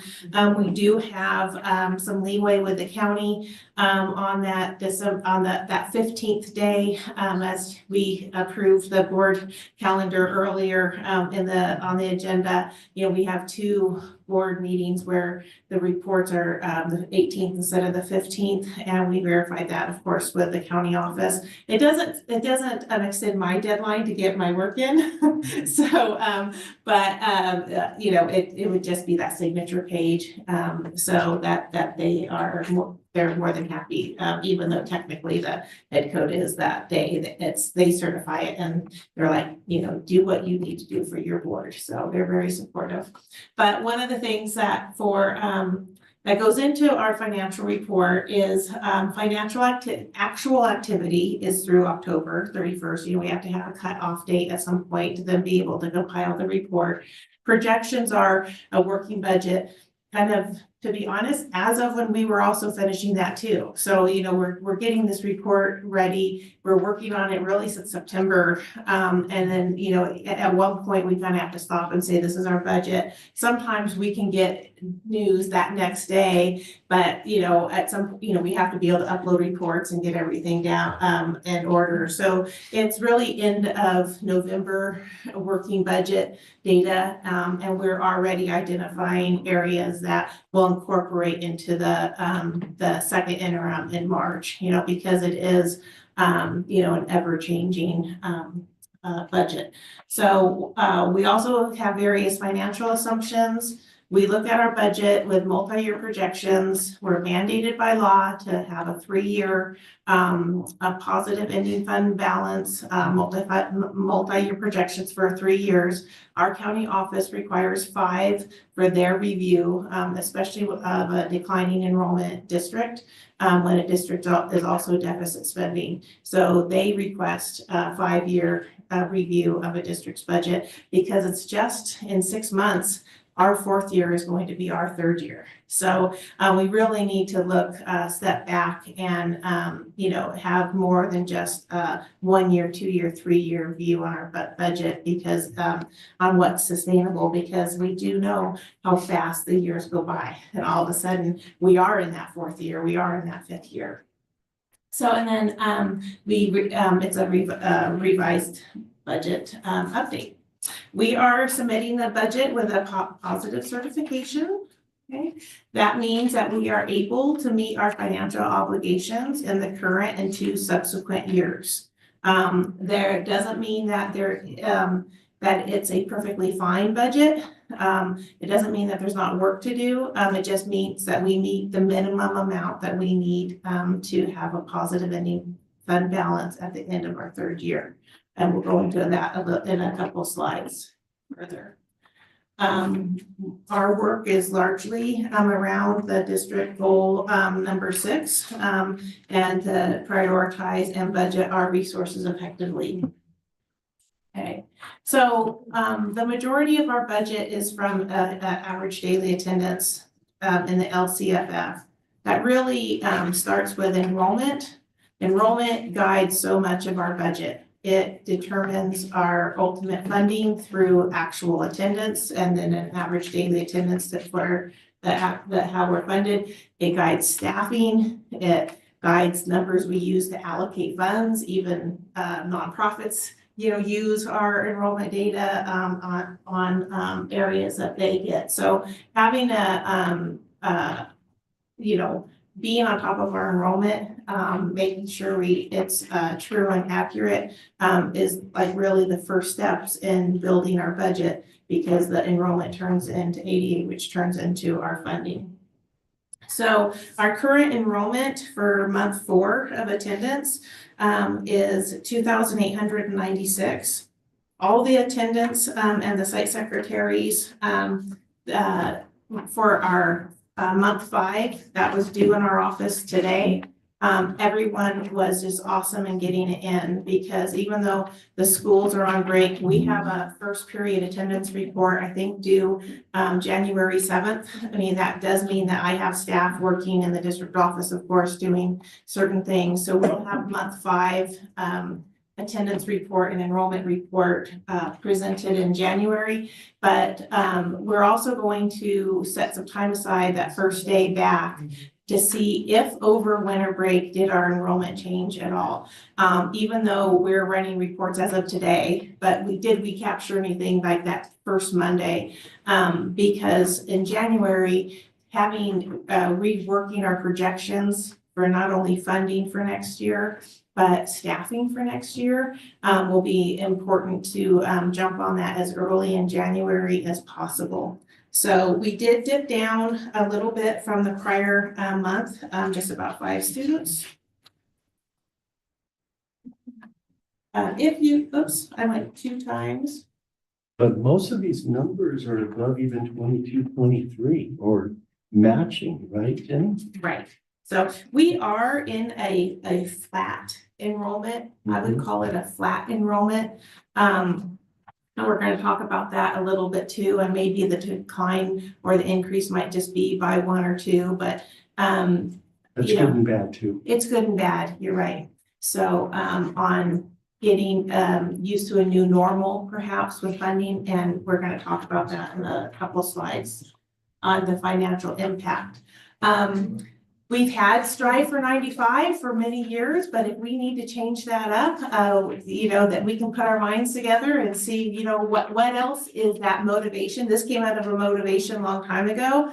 And I think people are willing to change and expand what will get people fired up. I stole posters. It's hot here on time, Oh, my own kids at Grandview, if we weren't there on time, they knew they wouldn't fill in a box and they didn't get their popsicle, and it was my fault if they were late. So that incentive for the kids, I get that. I lived it as a Grandview mom, so. Pizza and popsicles with your principal. Yeah, pizza, popsicles, and popcorn.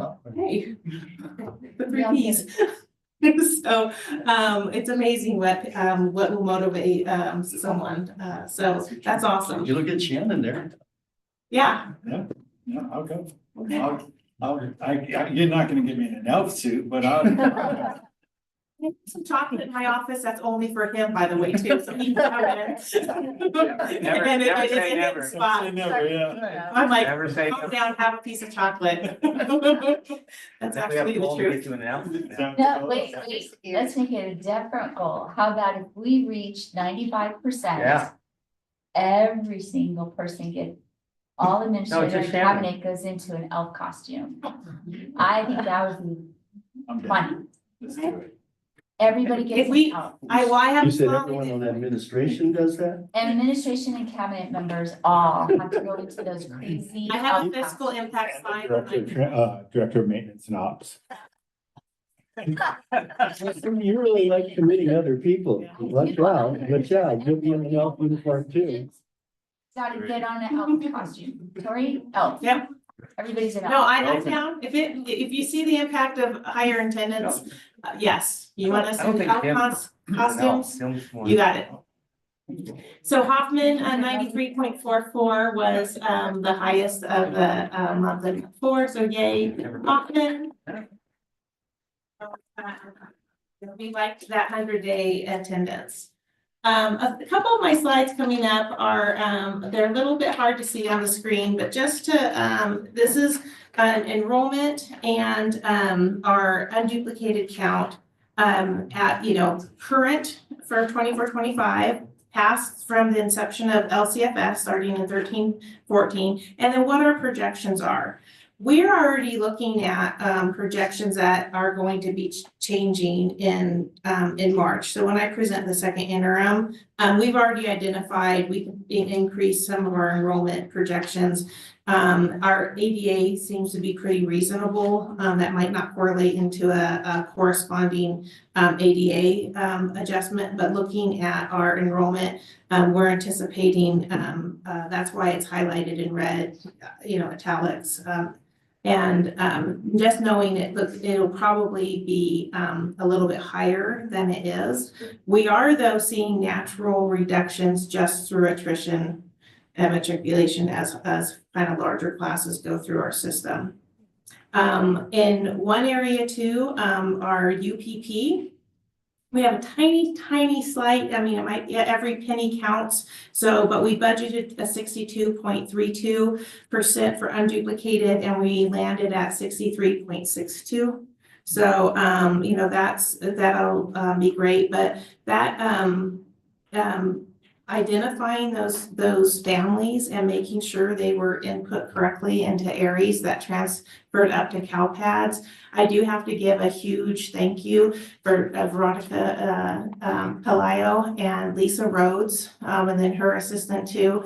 They literally, Mark helped with some meetings and analyzing the next steps. We some days had an all hands on deck in business. Really, it does take going through students, looking at every single student, and just how the funding works. There's a look back period and, looking back to 22-23 and were they coded correctly throughout the years. It really takes going through every student in our database, and Veronica and Lisa really were instrumental in just saying, I know we have a busy desk, but this is really important, and calling families that we didn't have alternative income forms on file for. And if they didn't pick up, they didn't just leave a message, they called back 2-3 times, they emailed.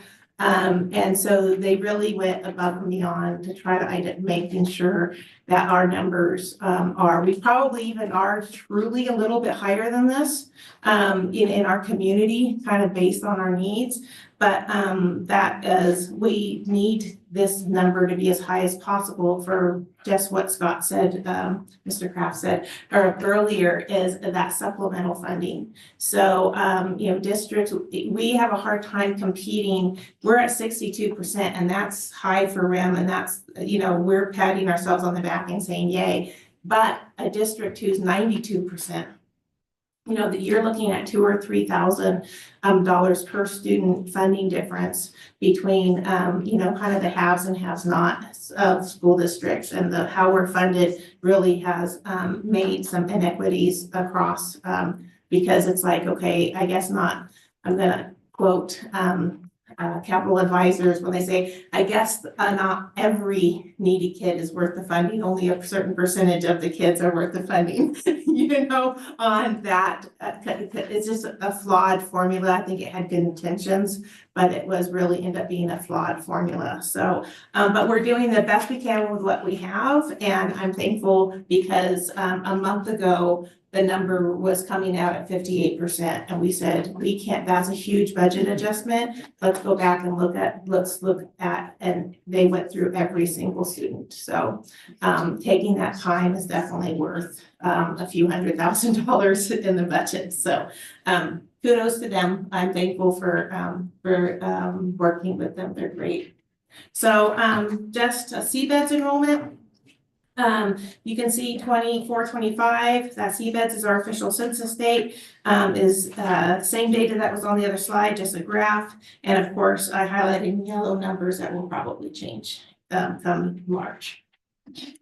Okay, everyday counts. Yes, we are not telling the parents, you know, it's not going to be, you know, come to school, so we don't lose our, back then, we're dating ourselves with the $44-45 per day. It's now, you know, really for a base student, $60.55 per day. So you can see that every day, and we basically use this data more for like analyzing break even for like Saturday school and things like that, but it does add up. So I think we need to be aware, at least in our conversations and in our room, you know, what that dollar is for missed for missed attendance.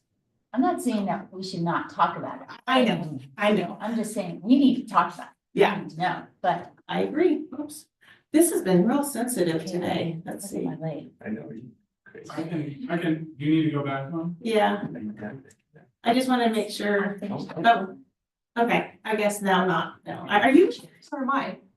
Well, I think it's off, so I'm just kind of like listening. And Okay. Just raise your hand and he'll do. Okay. You can just go next and I'll just. Well, I can turn it off and turn it on. Either way. Okay. It just beeped at me, so I think that's it. Thank you, Mark. So right now we're hovering at around just under 92% attendance district-wide. Okay.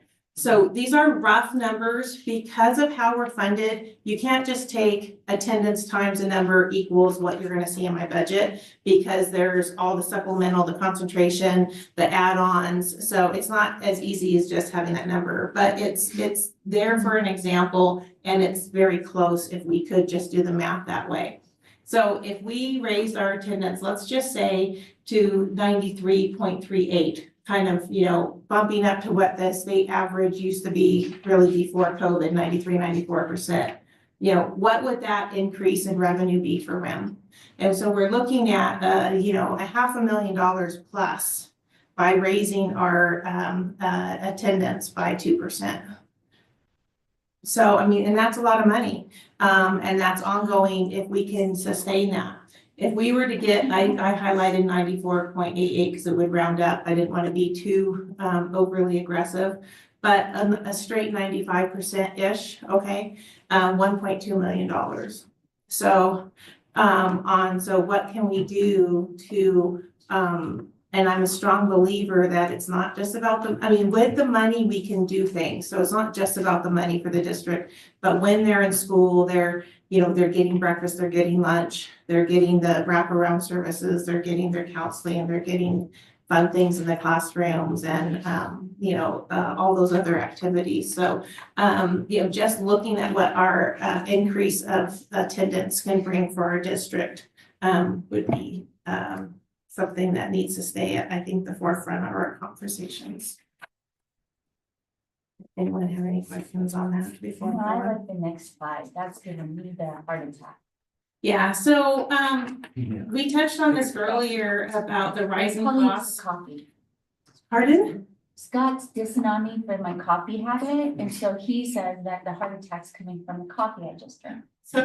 Not the 29.2 that I'm seeing on the graph. Yeah, so the increase in STRS and PERS is an area of the state budget that districts aren't getting the relief from the governor and the state budget. So I think that it's you know, there was a push for it.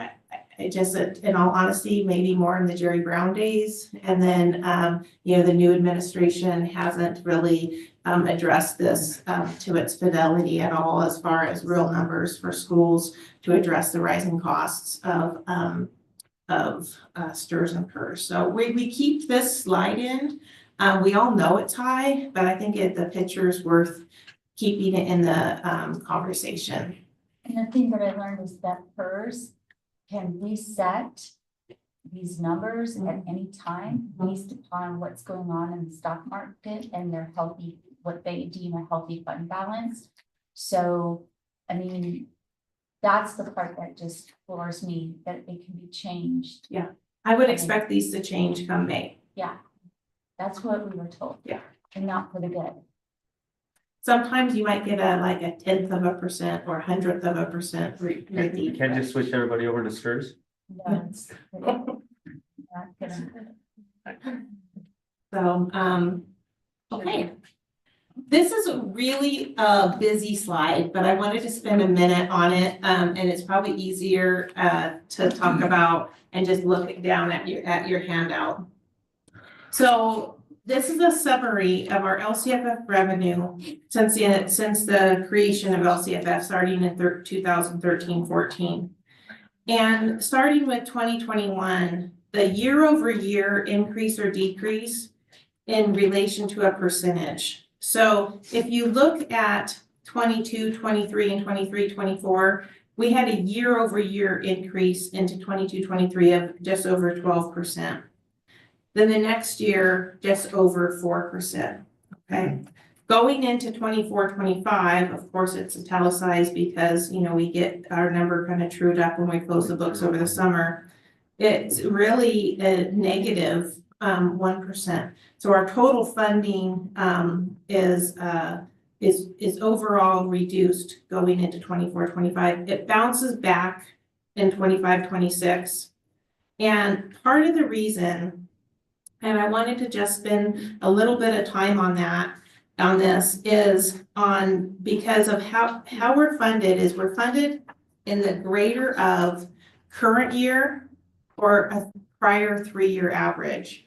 And so our current year on this year, okay, is higher, our funded ADA is higher than our our ADA last year.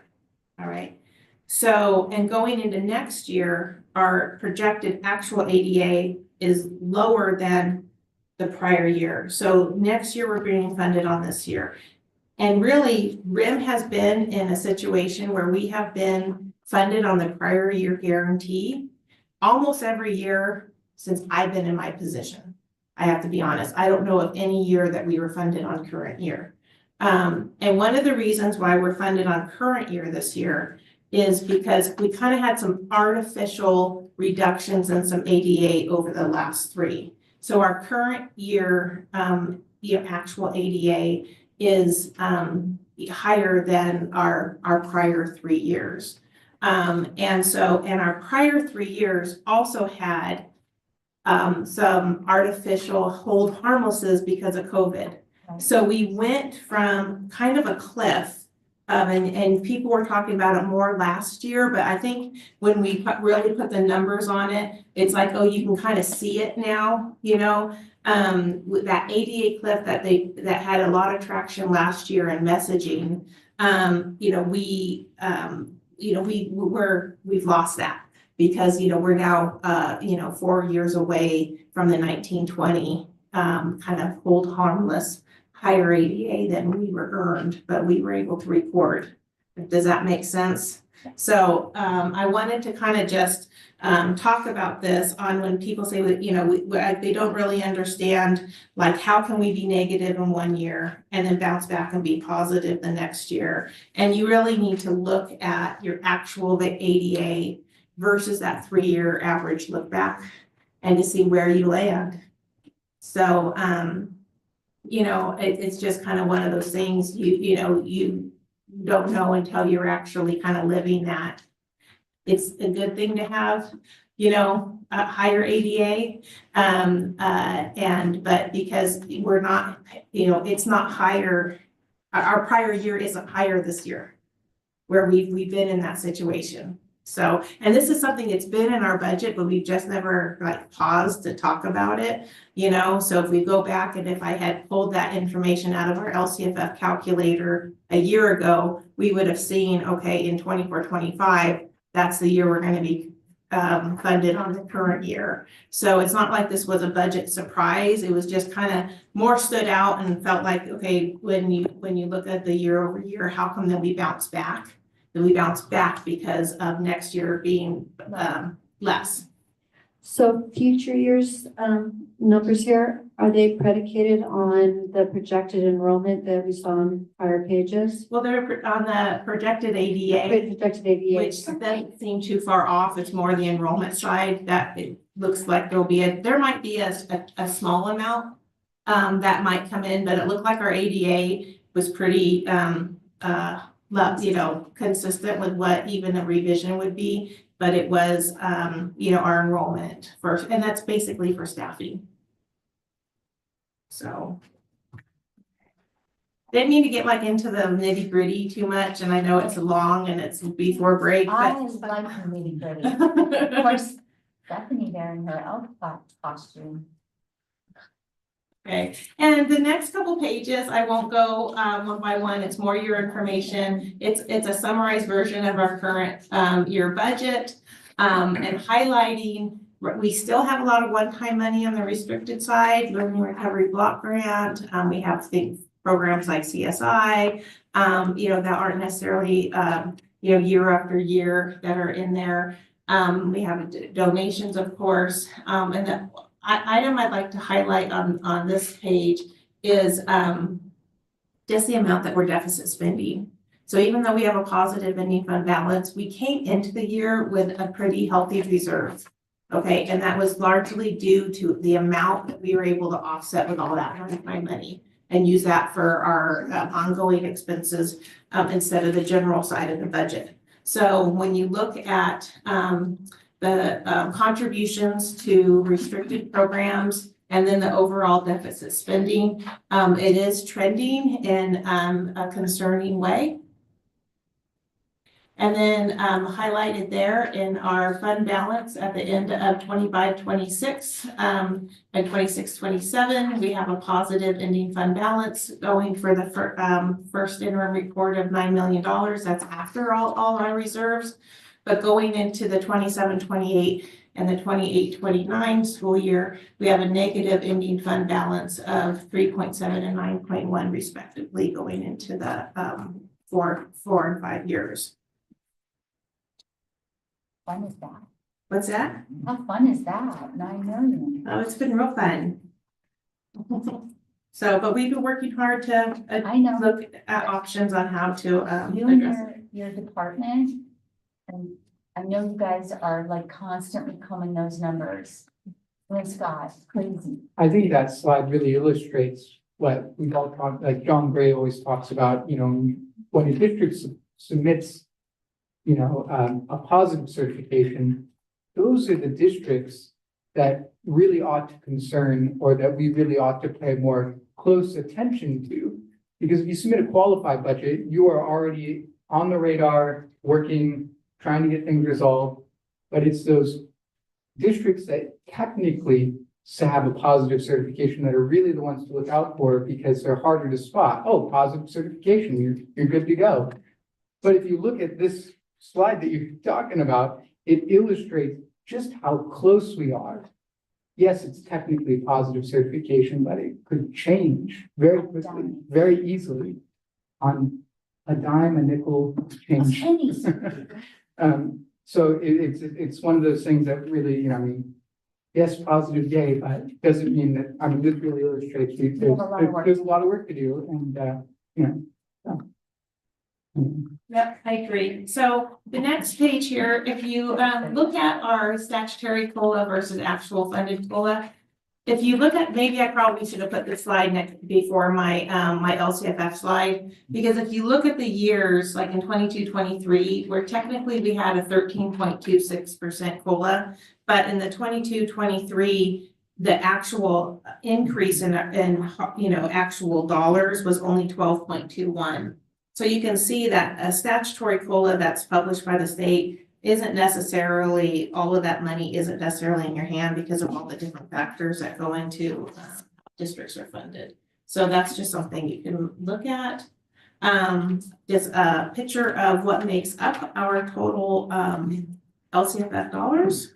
And one of the things we like to remind people of is LCFF was just a target based on really old cost of living and standards and purchasing power of districts going back to 2007, 2008, and 12, 13, like what was a district's purchasing power back then? And you can say that if that was our goal, things have changed so much in a district's purchasing power.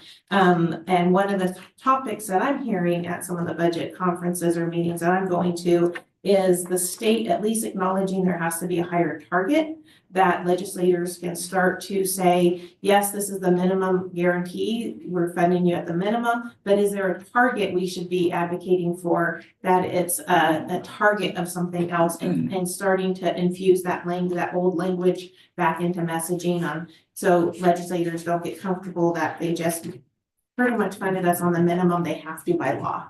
So part of that conversation, that was Vernon Billy's kind of messaging, is that really having that, if education is so important to us, why are we not having more conversations around what the data is telling us and doing something about it on the budget side to address the data that they're not happy with? Then the other part is the COLA discussion. The COLA is based on a federal formula that doesn't include transportation and some of other costs in education. So another conversation, another push is to redo COLA based on state, because the cost of housing and our costs are higher than the national average, and including the educational costs like transportation and such, and basing the COLA on the state expenditures, not the federal side. And that therefore it would be a true COLA based on living in California and educating kids in California. So that was another big, huge conversation of, we need to change the way the COLA is formatted. And also too, having an increase to the LCFF without it being embedded in a COLA. Because then it could be, we're increasing this to address STRS and PERS, we're increasing this, Right. and then we're giving you a COLA. Right. And so to have that be very kind of methodical in those increases to the base, not just saying it's a percentage across the board, but saying it's like we're going to increase and this is why. And the other concern is the amount of new legislators. There's only a couple that were around when LCFF was first put into place. So you're having a change. They don't understand it. They don't understand LCFF. They don't understand any of it. And they have their own pieces of legislation that they want to go and push through that are more of the categorical with the restrictive ties on how you can spend it.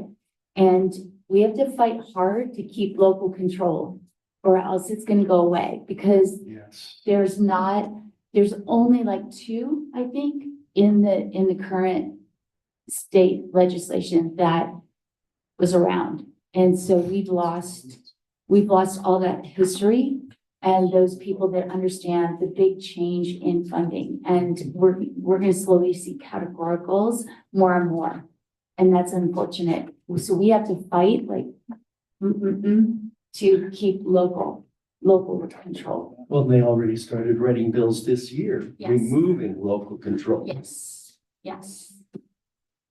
So that's part of the big, huge advocacy, is making sure that you keep feeding the base, not the COLA, feed the base, expand the base, because not supplemental or concentration grants like you're talking about, Scott, but the base. So For all kids. For all kids. And then, and recalculate COLA. The next, I won't go bullet by bullet, but we kind of touched on this throughout each slide, what the multi-year projections are, kind of only as good as the assumptions we use to create them, and what goes into creating the projections.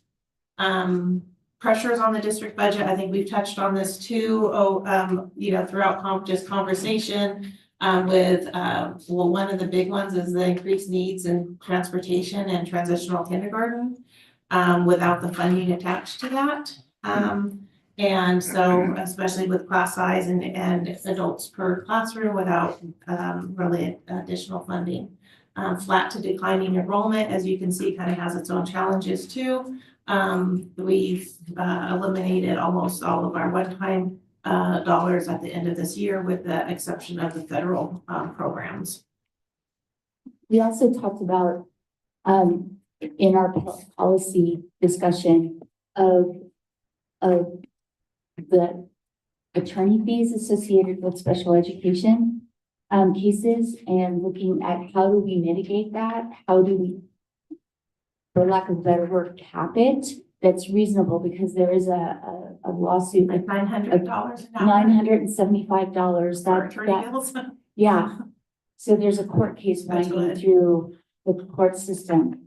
I'm a school district that was charged $975 an hour. Yeah. We have been. I don't want to think about it, but we had that conversation about what do we need to do to get this under control, because the district ends up paying for it out of general fund. Yeah. Okay, just our next steps. Also kind of touch base on this. Gearing into really hitting enrollment in ADA a little bit hard on projecting that in January. We'll have our budget revised well before March 15th, because we'll be talking about it for many different reasons, and going to the governor's budget proposal in January. That conference is coming up. It's not all doom and gloom, but there is it could be worse, but then for a district like ours, we have some serious issues to address for fiscal solvency, and gearing up to budget development in May and June on, do we have a positive budget that we're going to be able to certify come July 1 of next year, will be the conversations that we're having. I think in spite of some budget challenges, obviously with Megan's presentation, we're doing great things with what we have. As a mom and an employee, makes your heart feel good that with what we're doing. So, kind of keeping that helps us keep going through some of these hard times too. So, and Tony's awesome, Megan, you're lucky. So, any questions? Thank you as always. Yeah, absolutely. And I don't know, I have some general feelings that I kind of have, to go on Scott's theme about concentration in supplemental grant funding. Districts act higher on duplicated counts. We saw ours was something, I think 13,000 or so, 13,900 average for funding ADA for the school year. When we attended the annual education conference, I went to one with San Bernardino City Unified, which has a very high unduplicated count. Their average per ADA funding for this current school year was something like $16,000 or $17,000 a year. Yeah. So imagine having $2,000 to $3,000 more per student annually. Imagine what kind of additional services and supports you could do with that additional kind of revenue, just because they have a higher unduplicated count. Well, the percentage of we always talk about it, but the students that we have that are considered in that unduplicated, the high needs student group, they have just as much needs on our mountain as they do down the mountain. So how can we really focus on equity there? So it's just, thank you for confirming that 16, 17,000. I would add to that with the San Bernardino examples. They also have lower costs, lower overhead. They don't have the transportation costs or our maintenance costs due to weather. So we're getting it on both ends in terms of it's more expensive to operate, and we also receive significantly less money per student. The way I learned about it was in athletics. So we struggle up here to fund athletics. It's hard. Coaches don't get paid well. I was in San Bernardino, at San Bernardino High School, and they had this really nice golf cart. And I was like, man, that's really nice. You get that golf cart. And he said, oh, no, I now have a truck because he has to drive around to the other fields and stuff that the school pays for. I have no words. And it is not a knock on San Bernardino City Unified. They get what they receive through the LCFF formula. So it's not to say at all, anything like that. It's just, it's reality worth pointing out. They're right down the hill. And when they have that kind of additional resources per student, it really helps illustrate the difference and where we're struggling. And that's just one example. Every district that surrounds REM receives more funding per student through LCFF than we do. I just wonder about us potentially sometime in the next year or two, developing a video, like a documentary almost, with our students highlighted in terms of what is it that we're contending with the kind of funding, and being able to show the reality of what we have up here and how much we're able to accomplish. But at the same time, I think the legislatures don't really have a visual in terms of what the impact is. And that would translate into funding everything that we need to fund, especially teachers and staff. Teachers and staff up here deserve to get paid what they should be paid. That's unfortunate. It doesn't happen. Jenny, thank you for the ladies that did the extra work to find out unduplicated, but you also made a little comment that our number's probably even higher. What else could we do to get an even more accurate number count? We're looking at utilizing more of the data confirmation in the beginning of the year. And we would have to work on restrictions that put restrictions on students if we didn't get some of this of these forms. One of the things that it's without getting too nitty-gritty with the community eligibility provision under universal meals. We have a base year, and then and that base year goes for 4 years. Okay, we're in the 3rd year of that base year. If we missed, they just changed the law actually this year. If we had missed identifying a student in the base year, unless they were a newly foster or on food, like food stamps or some type of assistance where it's a direct certification, we couldn't capture them again until the next base year. Wow. So that recently changed. So last year we couldn't go back. So one of the things that we did was we went back to that 22, 23 or 21, 22, whatever our base year was. And we said, okay, who did we think we just lost because we didn't get that income form? And who can we still get? And then even like every new student that's enrolled for all of our TKs and Ks, just putting some type of restriction if we don't get that form back from the parents. And it is a mix. We did have some students who were base year free, and if they were, because parents are trying to do the right thing, fill out a new form, well, they wouldn't have qualified this year. We are seeing a trend in the state that incomes are rising, but the scales aren't keeping up with that income. So you could have someone still feeling the need and paycheck to paycheck, but might miss that mark on that income form. So the trend is to that number to go down. So we even want to have our every student identified as we can. And with the change in the law this year, we were able to put some time into those base years 3 years ago and capture some of those kids. That was the big one. And but there are some people who will just never fill out a form too. And we have to understand, there is personal information, there's, lack of phone numbers, responsive emails. So, working through some of that, maybe getting some creativity with our site staff and talking about it more as we get there. So. Thank you. Thanks. Thank you, Jenny.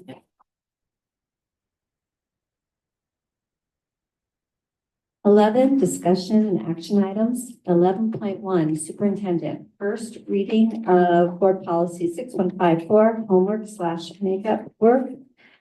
Board policy was submitted for revisions by CSBA and reviewed by the administration. Fiscal impact, none.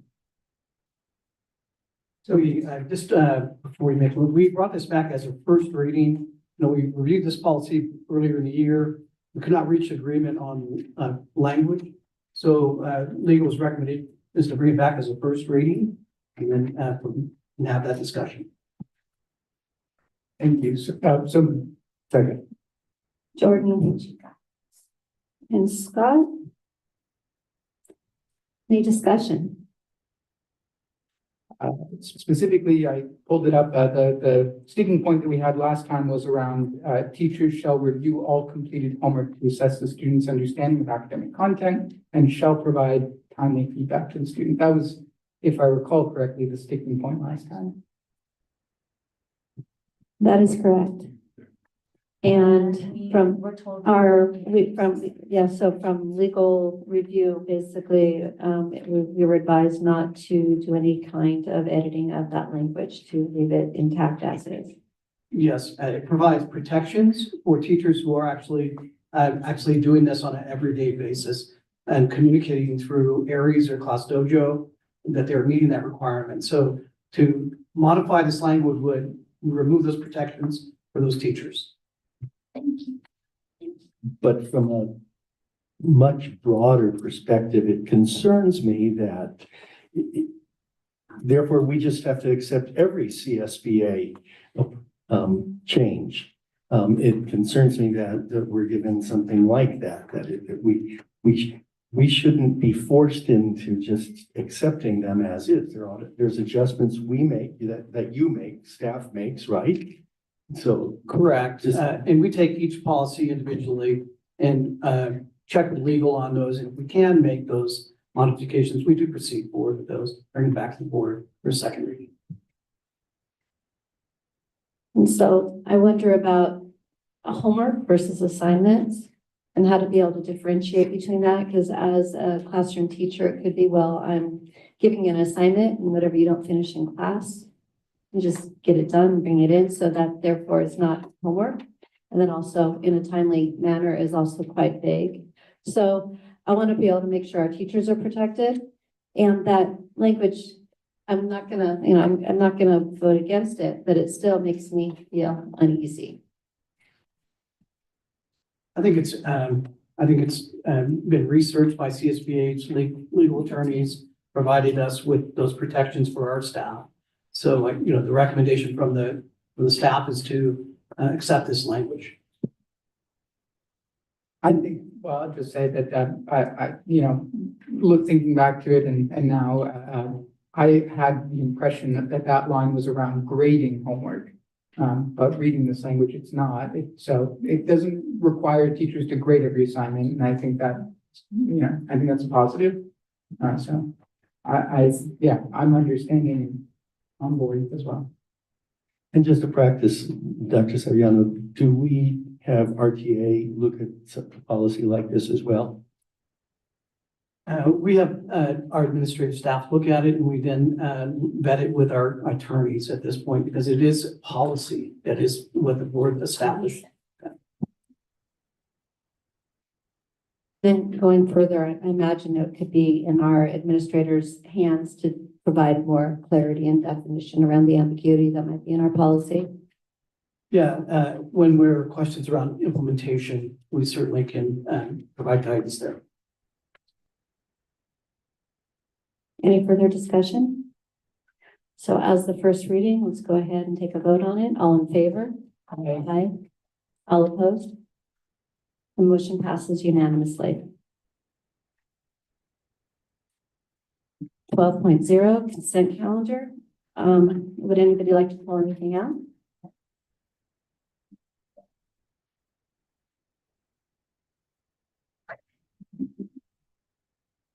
Nothing pulled?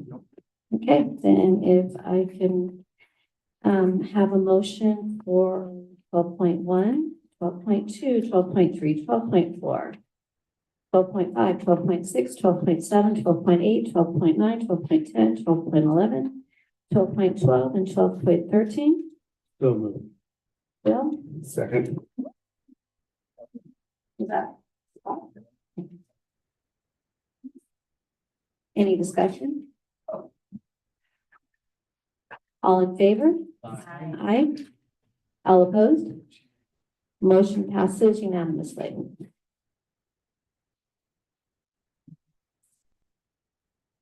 So for 13, there were no items removed. 14, governance team future agenda items planning. 14.1, time allotted for the Board of Trustees to request agenda items for future meetings. I'm just making sure that we have the CSBA conference report out on the January workshop. It's listed as part of our governance calendar, so, Just making sure. okay. Do we need to agendize their Sports Academy discussion, or is that gonna be a separate? We need time with that, with the agency to work through that and then we'll take over consideration. I have a couple of things. One is I'd like us to confirm that we have the newest policies both on social media and Title IX. I've looked in Gamut and it doesn't look like we do. So I'd just like to have confirmation on that. And then the other item is I'd like at some point for us to consider a Section 115 trust. What is this section? Ooh, great question. I think we'll hear about it in January, possibly. I'd love to have that in January. No, in terms of part of the CSBA, your CSBA report out. It will, yeah, I think Jordan and I both have information on that from the report. It's part of their OPEDS workshop. It's a Yes. Simulated. Yes. It's a trust fund that you form. It does not have to be funded. You can simply form the fund. And so I'd really like us to look at that. So, have it noted as far as a future meeting, but also we'll be having that, as part of also, in addition to having it agendized, that will be something that will be explained to us more in the, CSBA report out, and then also get it But that puts agendized. it farther back, so. Okay.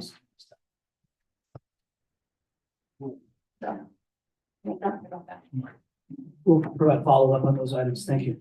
And then I'd like to also just make sure we circle back on December on our, in our governance calendar is scheduling time with trustees for the second semester, and we don't have that in here. So I'd like to see about us possibly having more of a general discussion too, possibly scheduling time with trustees, or maybe also. Why don't we just put that as part of our workshop? Is just put time with trustees and we'll all be able to take a look at our calendars and schedule.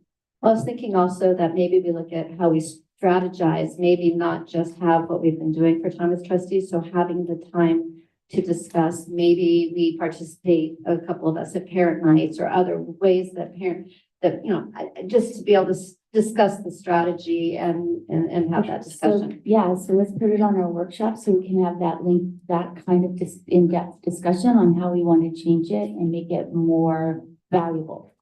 That sounds good to me. January 9th. As a separate agenda item for that on our workshop. Fantastic. Anything else? Okay, then we have, so future meeting dates. For actually 15.0, future meeting dates, regular board meetings. So we have pending board approval. We have had that board approval. So regular board workshop meeting, January 9th, 2025 at 4 p.m. 24740 San Maris Way, Crestline, California, 92325.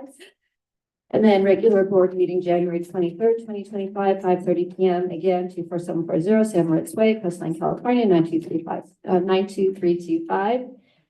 No recess to closed session is necessary. So we'll go ahead and 17.0, adjournment. I'm gonna second that. At 8:13.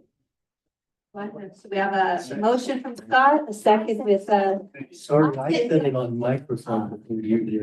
okay, you know what? I'd like to second. Bill, second. Wow. Any discussion?